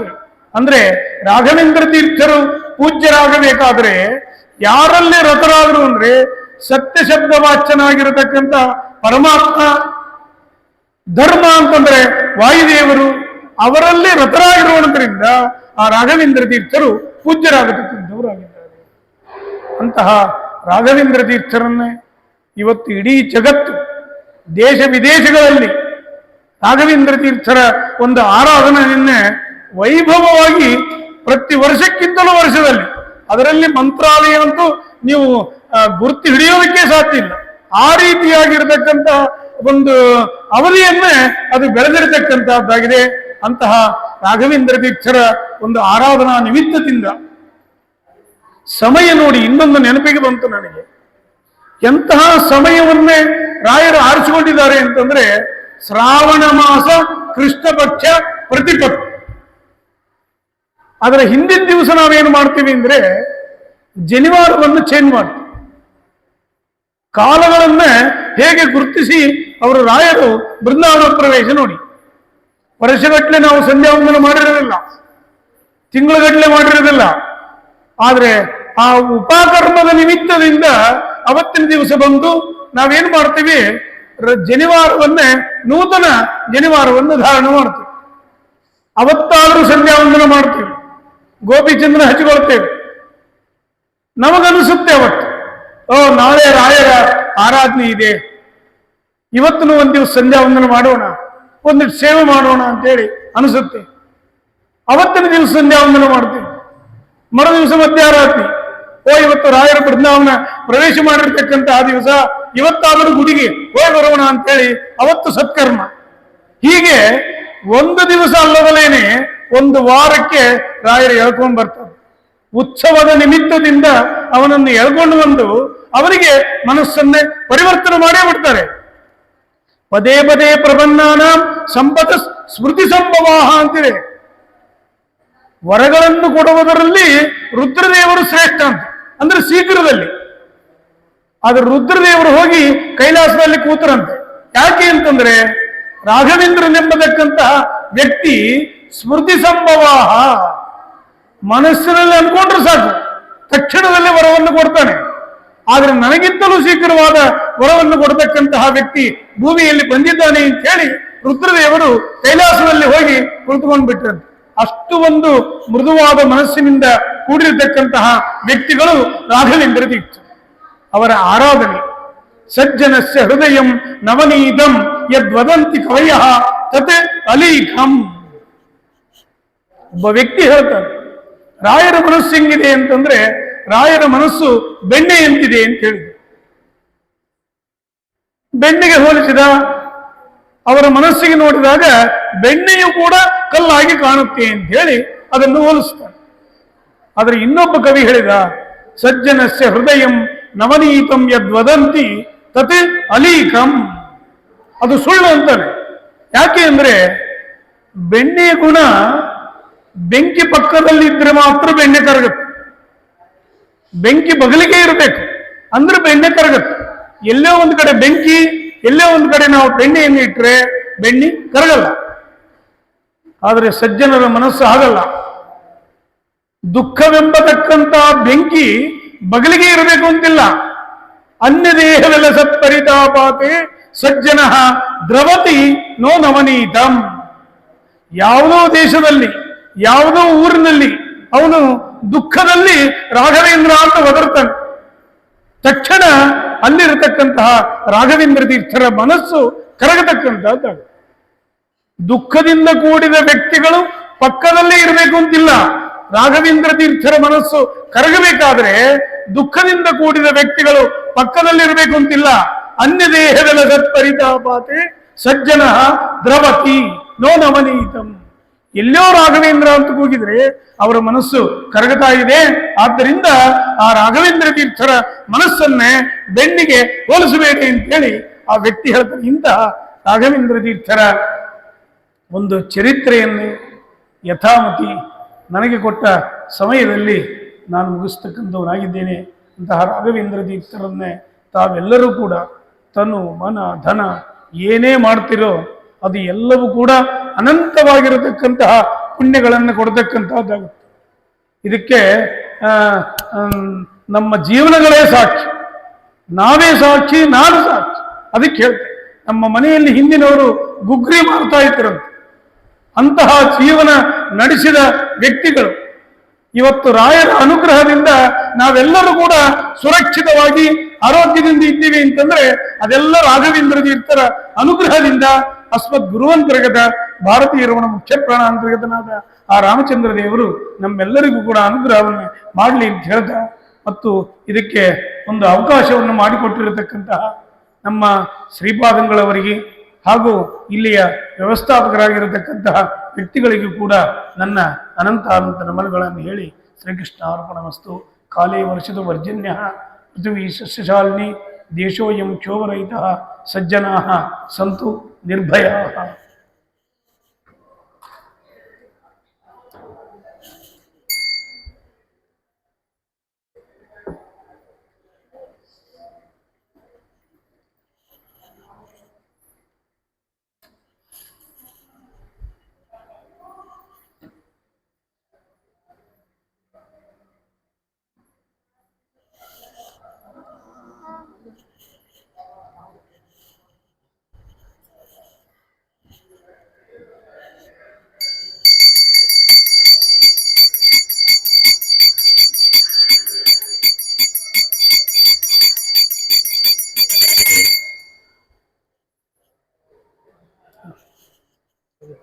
ತೋ ನೀತು